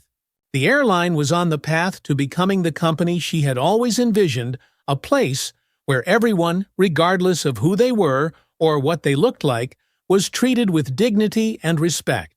"We've come a long way," Ava said softly, "but we're not done yet." Christine nodded in agreement. "No, we're not. But at least now, we're moving in the right direction." Months had passed since the settlement was finalized, and the airline was slowly but surely transforming. The diversity and inclusion initiatives had expanded beyond training sessions to include mentorship programs, employee resource groups, and a new system for handling complaints that ensured every issue was addressed with transparency and accountability. Ava had made sure to stay deeply involved in the process, regularly meeting with staff and listening to their feedback. She knew that real change wasn't something that could be mandated from the top. It had to be cultivated from within, nurtured by every employee. On one particular morning, Ava found herself on a flight, this time as a passenger, seated in first class once again. But this flight felt different. The atmosphere was lighter, the staff friendlier. As she looked around, she noticed something she hadn't seen on her previous flights: diversity. The crew was made up of people from various backgrounds, and the passengers reflected the same diversity. A flight attendant approached her, smiling warmly. "Ms. Brooks, can I get you anything?" Ava smiled back, feeling a sense of pride in how far the company had come. "Just some water, thank you." As the flight attendant walked away, Ava leaned back in her seat, gazing out the window at the clouds rolling by. The fight had been long and hard, but the reward was clear: a company that had embraced change, that had grown stronger because of it. Ava knew that the journey wasn't over.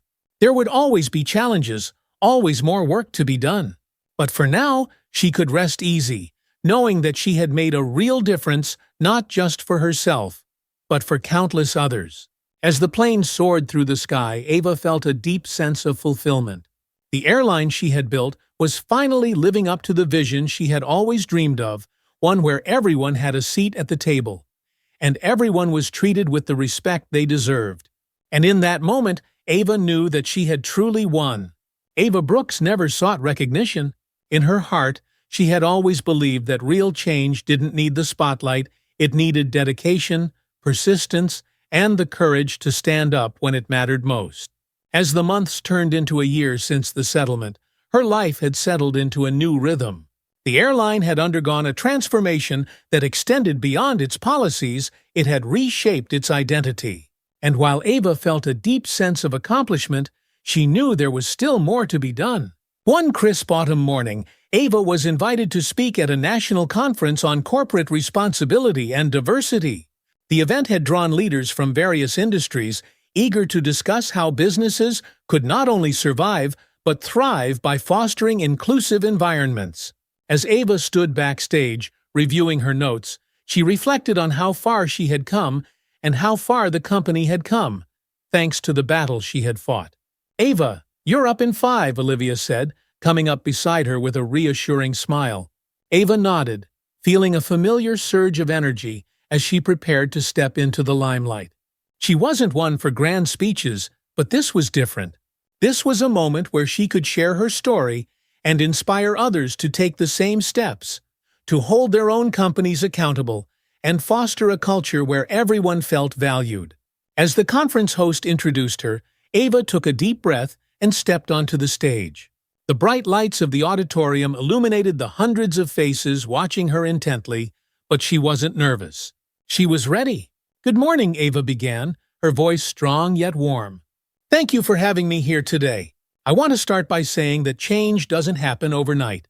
It doesn't happen because one person decides it's time. It happens when a collective force within a company, a community, or a society says enough is enough." The audience was silent, their attention fixed on Ava as she continued. "A little over a year ago, I stood in the same position many of you are in, now leading a company, grappling with complex issues, and faced with a decision that would define not just my business, but who I was as a leader. The story many of you know began with a single flight. A flight where I, a black woman, a CEO, was made to feel like I didn't belong in a seat I had rightfully paid for. But that flight was just the catalyst." Ava paused, letting the weight of her words settle in. "What followed was a journey of accountability, one where I and my team had to confront the uncomfortable truth that even the company I had built had allowed a toxic culture to take root. It wasn't easy. There were moments when I wanted to step back, moments when I questioned whether the fight was worth it. But it was worth it. Because it wasn't just about me, it was about every person who had ever felt marginalized, dismissed, or disrespected because of who they were or how they looked." The audience remained silent, hanging on to every word. The auditorium was packed, the hum of conversation filling the air as Marcus stood backstage, waiting for his turn to speak. "We've implemented diversity and inclusion training across every level of our company, restructured our complaint processes to ensure that no voice goes unheard, and fostered an environment where our employees and passengers know that they are valued. But I'm not here to talk about our success. I'm here to challenge you all to look within your own organizations. Because the truth is, this issue isn't isolated to one company, one industry, or one country." A few heads nodded in agreement. Ava could feel the connection she was building with the room. "This isn't just about doing what's good for business, though. Let me assure you, it is good for business. It's about doing what's right. It's about standing for something, even when it's difficult, even when it's uncomfortable. As leaders, we have the power to create environments where everyone, regardless of race, gender, background, or status, feels like they belong." Ava took another breath, softening her tone as she prepared to close. "It took one moment, one incident, to start the change within my company. But it took the commitment of many, my legal team, my employees, my fellow leaders, to see that change through. I ask each of you today to go back to your organizations and ask yourself, what kind of culture am I building? And is it one where every person feels respected?" They had lived it too. The lights dimmed slightly, and the conference host returned to the stage, thanking Ava for her powerful words. As she walked off stage, Olivia was there to greet her, smiling with pride. "You were incredible," Olivia said, giving Ava a light pat on the back. "You might not love public speaking, but you have a gift for it." Ava laughed softly. "I just spoke from the heart. Hopefully, it makes a difference." Olivia nodded. "It will. Believe me, it will." Back at the office, life had settled into a new normal. Ava continued to oversee the company's transformation, but she had also shifted her focus to broader initiatives, helping other businesses implement the same reforms she had championed within her airline. Her work was no longer confined to her own company. She had become a voice for change across industries, a role model for other leaders who wanted to create inclusive environments. A few days after the conference, Ava received an unexpected email. It was from Jenna Riley. "Ava, I hope this message finds you well. I've been thinking a lot about everything that happened over the past year. It's taken me a long time to process, but I wanted to reach out to thank you. Not for what happened, but for showing me what accountability looks like. I've been doing a lot of reflecting, and I've started working on myself. I've enrolled in a course on cultural sensitivity and inclusion, and am taking steps to understand how my actions affected you and others. I realize now that I was part of the problem, and for that, I am truly sorry. I don't expect forgiveness, but I wanted you to know that I'm committed to becoming better. I hope that in time, I can be part of the solution. Thank you again, Jenna." Ava read the email twice, absorbing Jenna's words. It was clear that Jenna had gone through her own journey of self-reflection, a journey Ava had never expected her to take. Ava had already moved past the pain of that flight, but reading Jenna's message gave her a sense of closure she hadn't realized she needed. It wasn't about forgiveness. It was about knowing that change, real change, was possible, even for those who had been part of the problem. Ava replied simply, "I appreciate your message, Jenna. Wishing you the best on your journey." As the months rolled on, Ava's work continued to expand. She partnered with nonprofits focused on workplace diversity, spoke at universities, and even sat down with government officials to discuss policies that would encourage corporate accountability. Her airline had become a model for other companies looking to reform their practices, and Ava had become a leader not just in business, but in the fight for social justice. One evening, as she sat in her penthouse apartment, sipping tea and looking out at the city skyline, Ava felt a profound sense of peace. She had been through so much, rising from humble beginnings, building a business empire, and fighting against the injustices that had tried to hold her back. But she hadn't just fought for herself. She had fought for something larger, something that would outlast her. Her phone buzzed on the table. It was a text from Olivia. "We're receiving another award for our diversity initiatives. Congratulations, Ava. Your work is being recognized everywhere." Ava smiled softly, her heart full. She had never sought the accolades, but knowing that her efforts were making a difference filled her with pride. Her journey wasn't over, but for the first time in a long time, Ava felt that she had truly found her purpose. She wasn't just a businesswoman. She was a change-maker, someone who had taken the pain of her experiences and turned it into something powerful, something that would continue to ripple through the world long after her work was done. As Ava gazed out at the lights of the city, she whispered softly to herself, thinking of her late mother's words, "Keep going, Ava. Don't give up." And she wouldn't. Not ever. Ava Brooks' journey had taken her to places she never thought possible. The airline's transformation was well underway, and her influence had grown beyond the company she founded.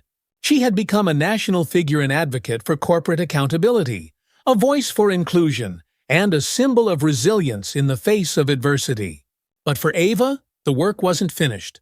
In the months following the conference, Ava received requests to speak at panels, consult with other businesses, and even participate in discussions with lawmakers on the broader implications of diversity and inclusion in the workplace.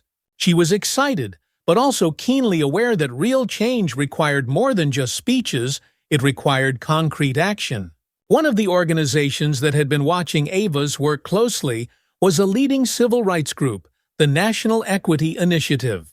Their mission was to promote systemic reforms in companies across the country, and they saw Ava as the ideal partner to help push forward a major campaign that would aim to enforce stronger policies around corporate discrimination. Ava received a personal invitation from the organization's president, Dr. Teresa Gardner, to meet and discuss how they could collaborate. Ava walked into the sleek offices of the National Equity Initiative, greeted warmly by Dr. Gardner herself. Teresa was a formidable woman, known for her deep knowledge of civil rights law and her relentless pursuit of justice. She had spent decades in the fight for racial and gender equality and had a reputation for creating long-lasting impact. "It's such a pleasure to finally meet you, Ava," Teresa said with a wide smile, shaking Ava's hand. "I've followed your journey with great admiration." "The pleasure is mine, Dr. Gardner," Ava replied, grateful for the opportunity. "I've been inspired by the work you've done. I think we can do something really meaningful together." They sat down in a bright conference room, its walls lined with framed photos of civil rights leaders. Teresa wasted no time diving into the heart of their meeting. "Ava, your work with the airline has set a precedent. You've demonstrated that one person can make a difference, and that corporate culture can be transformed. What we're trying to do is take that model and make it applicable to every industry. We need businesses across the country to adopt these reforms, not just because it's good PR, but because it's necessary for a just society." Ava nodded, completely in sync with the vision. "I agree. The changes we made at the airline are just the beginning. There are so many companies that have deep-rooted problems, and those won't be fixed by surface-level training sessions. It's going to take systemic reform." Teresa smiled, clearly pleased with Ava's passion. "Exactly. That's why we want you to help lead our new initiative. We're calling it the Corporate Accountability Project, or CAP. The goal is to work directly with CEOs, HR departments, and government officials to draft industry-wide guidelines for diversity, equity, and inclusion. We want to create a blueprint that businesses across the country can follow." Ava's heart quickened with excitement. This was what she had been working toward all along, a chance to take her personal fight and expand it on a national level. "I'm in," she said without hesitation. "I want to be part of this." That's the spirit. The Corporate Accountability Project gained momentum quickly, attracting interest from major corporations, lawmakers, and nonprofit organizations alike. Ava's role involved meeting with corporate leaders, sharing her own experiences, and helping them understand the importance of deep, structural change. One of her first major meetings was with Dan Matthews, the CEO of a major tech company that had been facing criticism for its lack of diversity in leadership.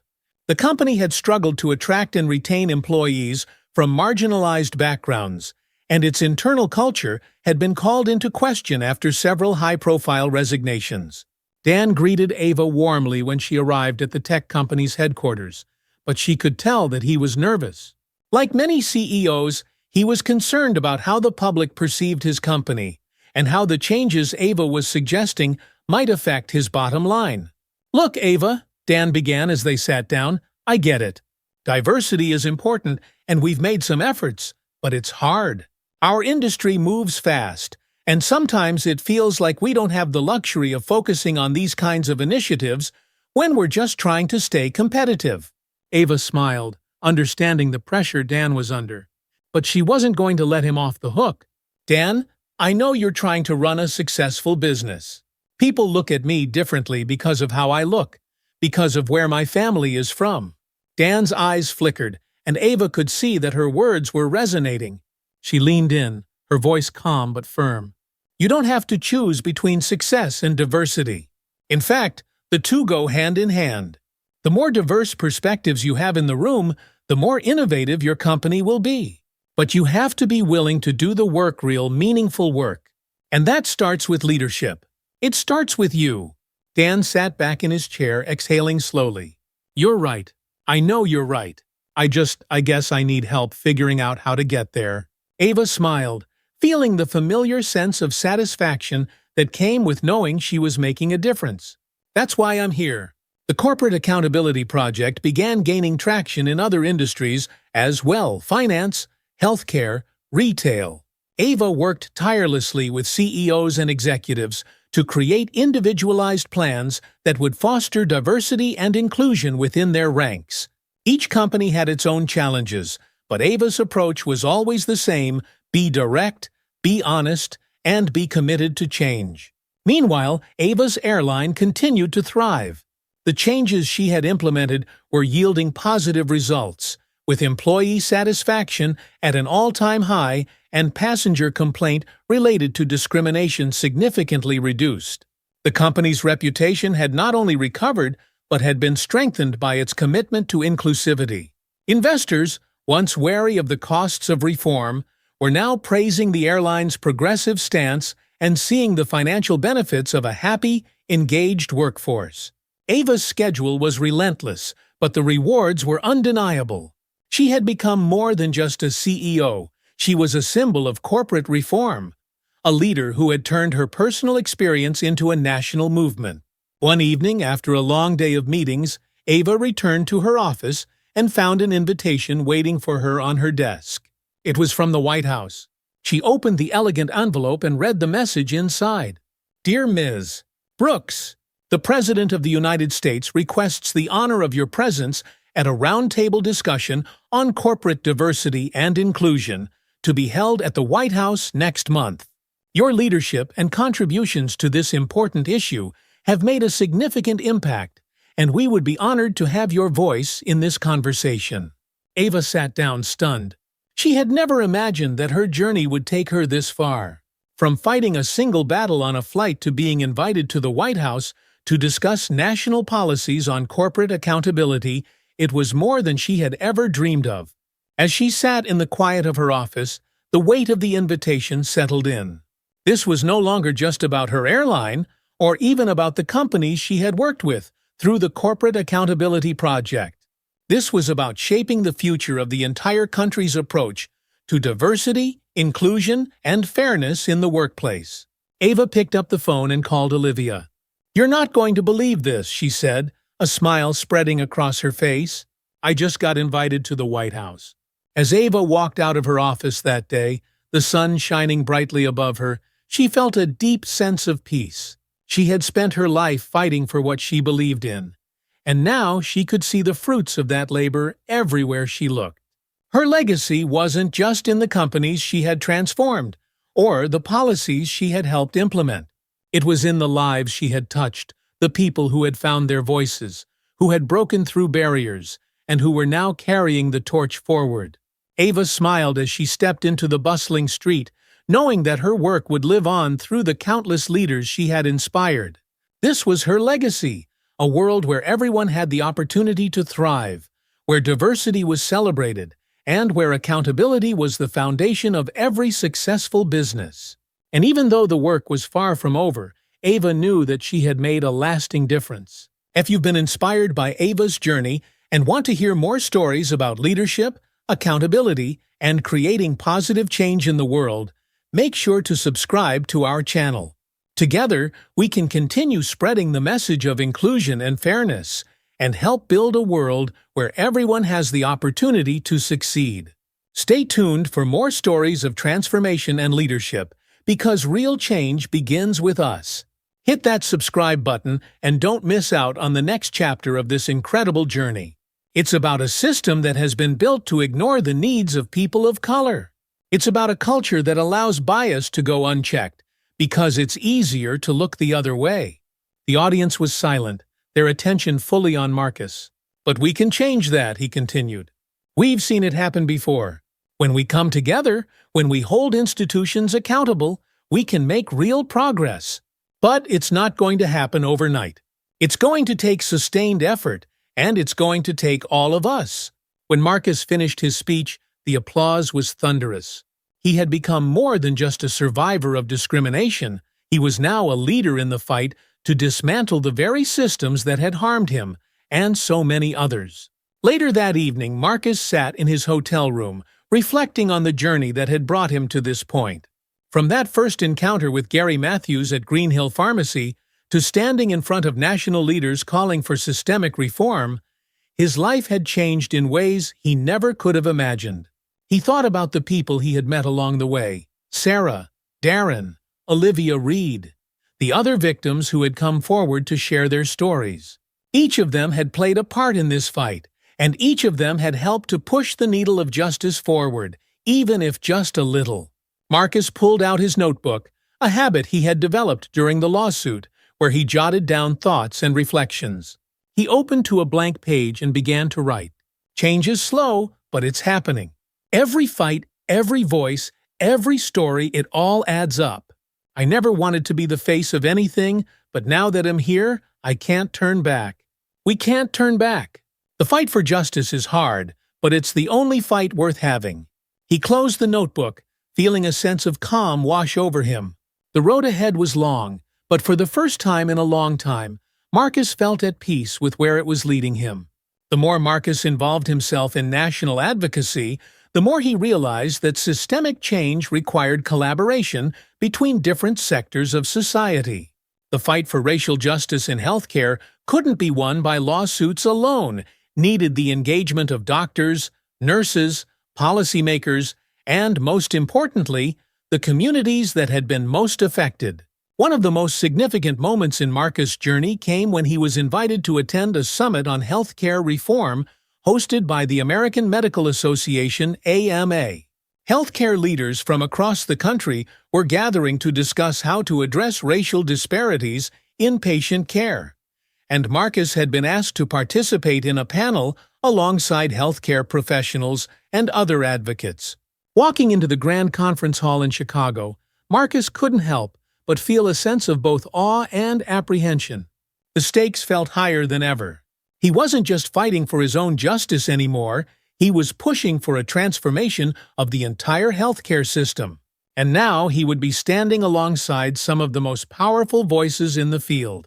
As the panel discussion began, Marcus listened carefully to the doctors and policy experts who spoke before him. They talked about the data, the studies that showed how patients of color were less likely to receive adequate care, how their pain was often underestimated, how their symptoms were dismissed.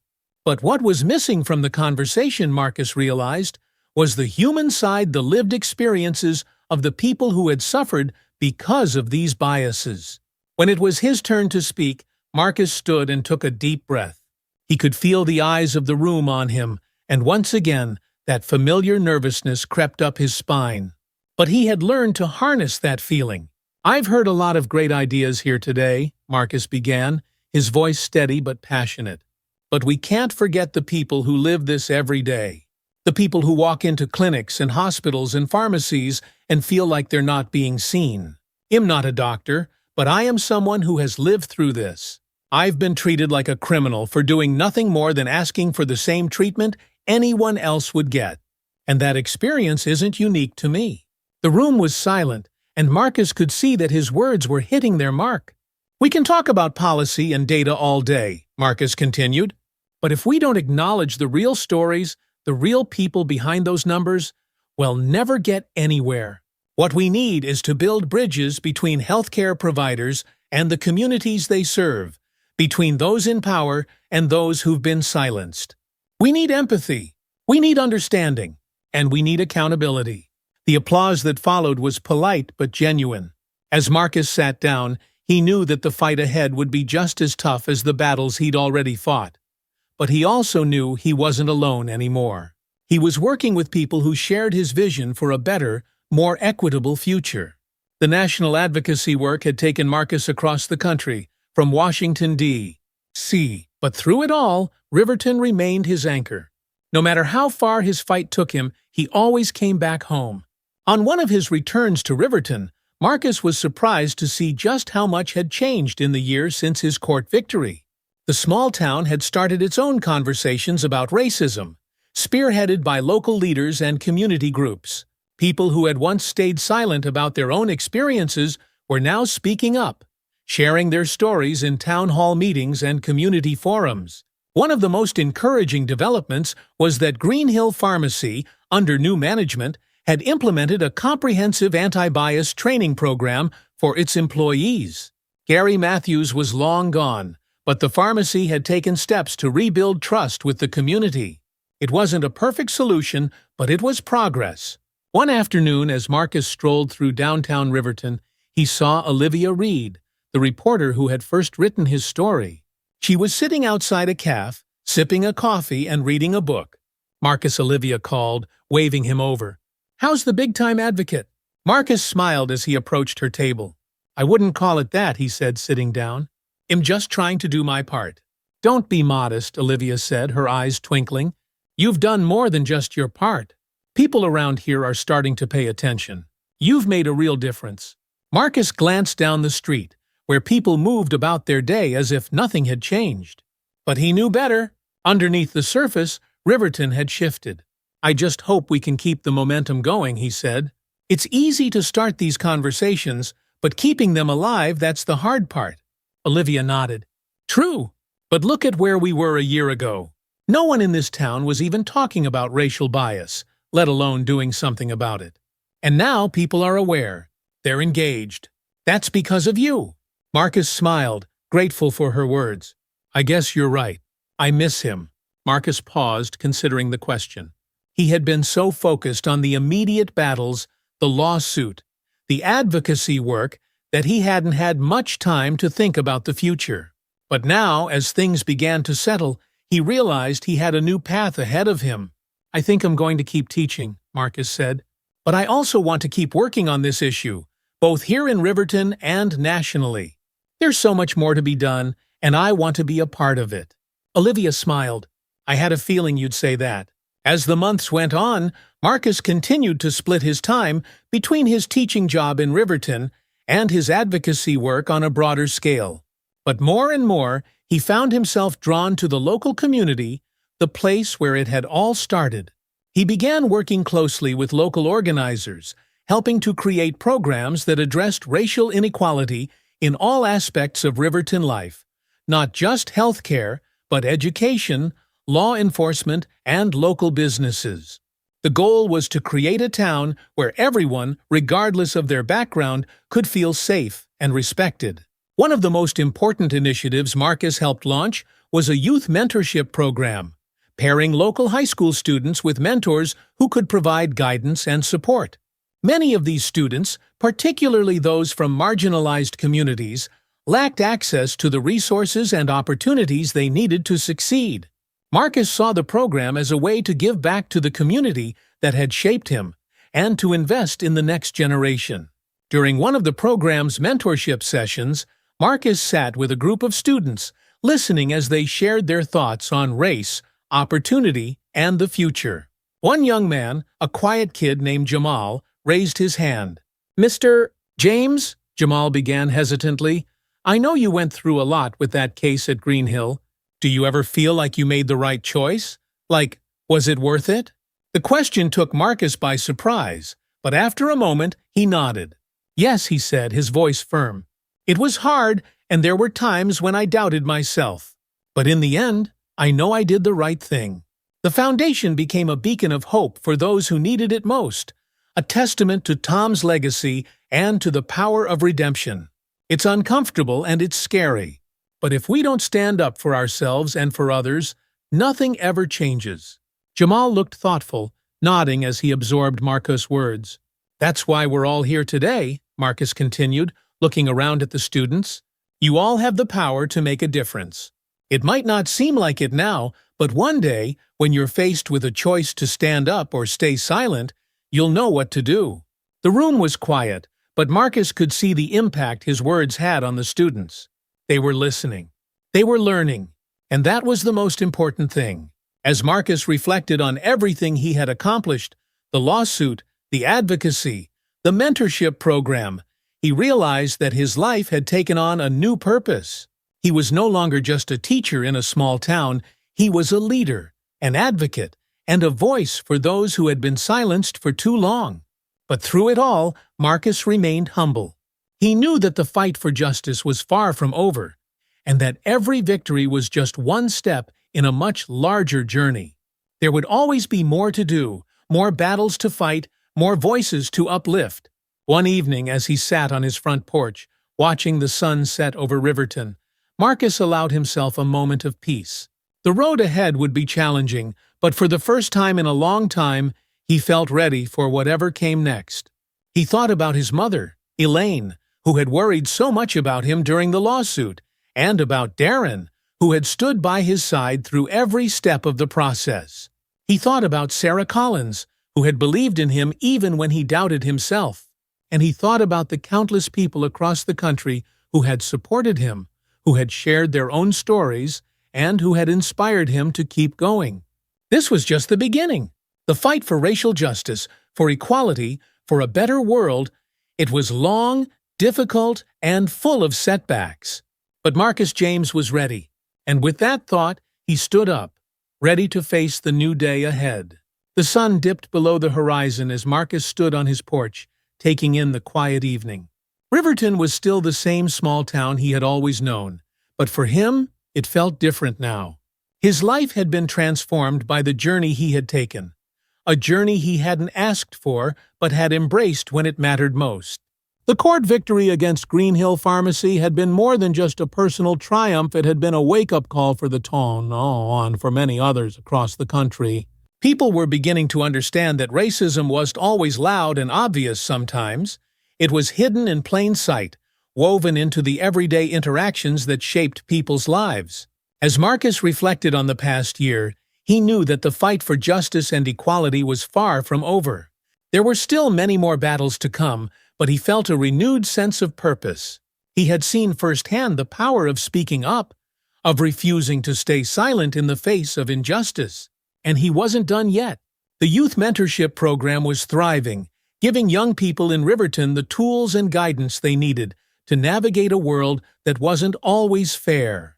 His advocacy work had grown beyond the town's borders, reaching a national audience that was eager for change. And through it all, Marcus remained grounded in his core belief that standing up for what was right was always worth the cost. His phone buzzed with a new message from Darren. "You ready for tomorrow? Big rally in the city." Marcus smiled.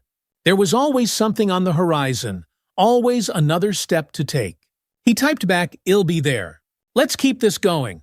Closing the door behind him, Marcus sat down at his kitchen table, pulling out his notebook and jotting down a few thoughts. He knew that the fight for equality and justice would require persistence and courage, but he was ready for whatever came next. He was more than just a teacher, no, he was a voice for those who had been unheard for too long, and he wasn't going to stop until real change had been achieved. With a deep breath, Marcus closed the notebook, stood up, and walked toward the future with a quiet but determined resolve. Thank you for reading Marcus' Journey. If you've enjoyed this story and want to be part of more inspiring journeys and creative stories, be sure to hit the subscribe button below to stay updated. Your support helps keep these stories going. As part of this foundation, part of this family, and that will never change. Rachel nodded, her eyes full of gratitude and love. "I'm glad we found our way back to each other, Mary. I'm glad we built this together." Mary's throat tightened with emotion. "So am I," she whispered. "It's the greatest gift I've ever been given." As the evening grew darker and the park began to empty, David ran over to them, his face flushed with excitement. "Grandma, Mom," he called, waving from across the field. "We're going to get ice cream, want to come?" Rachel laughed and shook her head. "You go ahead, sweetie. We'll catch up in a bit." David grinned and gave them a thumbs up before running off with his friends, leaving Mary and Rachel alone on the bench, the quiet of the evening settling around them. For a while they sat in companionable silence, watching the sky turn from orange to pink to deep purple. The oak tree they had planted for Tom stood tall and strong nearby, its branches swaying gently in the breeze. It had grown so much over the years, just like their family, steady, resilient, and rooted in love. After a long moment, Rachel broke the silence, her voice thoughtful. "I've been thinking about the future," she said quietly. Mary glanced at her, sensing the seriousness in Rachel's tone. "What about it?" Rachel smiled faintly. "About what's next for the foundation, for David, for all of us." Mary listened intently, knowing that Rachel's words held the weight of something important. "I've been thinking," Rachel continued, "that maybe it's time for David to start thinking about college. He's been talking a lot about studying social work, or maybe even education. He wants to help kids, just like the foundation does." Mary's heart swelled with pride. "That's wonderful," she said, her voice full of warmth. "He's got such a big heart, just like Tom." Rachel nodded. "He does, and I think he's ready for the next step. But I also think it's time for me to take a step back from the foundation. I've been running things for a long time, and while I love it, I want to focus more on David and what comes next for him." Mary's breath caught in her throat. She hadn't expected this, but as she looked at Rachel, she saw the wisdom in her words. Rachel had poured her heart and soul into the foundation for years, and now it was time for her to shift her focus. David was growing up, and Rachel wanted to be there for him as he took on the challenges of adulthood. "I understand," Mary said softly. "But what about the foundation? You've been the heart of it." Rachel smiled warmly. "The foundation has a life of its own now. We've built something that can carry on without us being there every day. And besides, he'll still be involved, just not as much as before." Mary nodded, feeling a mixture of sadness and understanding. The foundation had been their joint effort, a way to honor Tom's memory and give back to the community. But now, it was time for things to change, for the next generation to step up and take the reins. "Who do you think will take over?" Mary asked, her curiosity piqued. Rachel hesitated for a moment, then smiled. "I've been thinking about asking David." Mary's eyes widened in surprise. "David?" Rachel nodded, her eyes twinkling with pride. "He's young, but he's passionate about the foundation. He's been involved for years, and I think he's ready to take on more responsibility. Of course, we'd still be there to guide him, but I think it's time for him to start making his own mark." Mary felt her heart swell with emotion. The thought of David taking over the foundation, carrying on the work that had started with Tom, felt like the perfect way to continue their legacy. It was a full-circle moment that felt deeply meaningful. "I think that's a wonderful idea," Mary said softly. "He's going to do great things." Rachel smiled, her eyes misting over with emotion. "I think so too."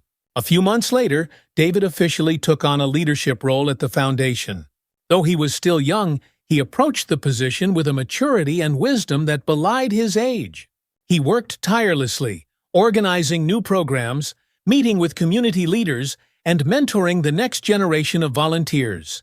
Mary watched with pride as David grew into his role, stepping confidently into the legacy that Tom had left behind. The foundation continued to thrive, expanding its reach and helping more families than ever before. It was everything they had dreamed of and more. One afternoon, as Mary sat in her office at the foundation, reviewing some paperwork, David knocked on the door and poked his head inside. "Hey, Grandma," he said with a smile. "Got a minute?"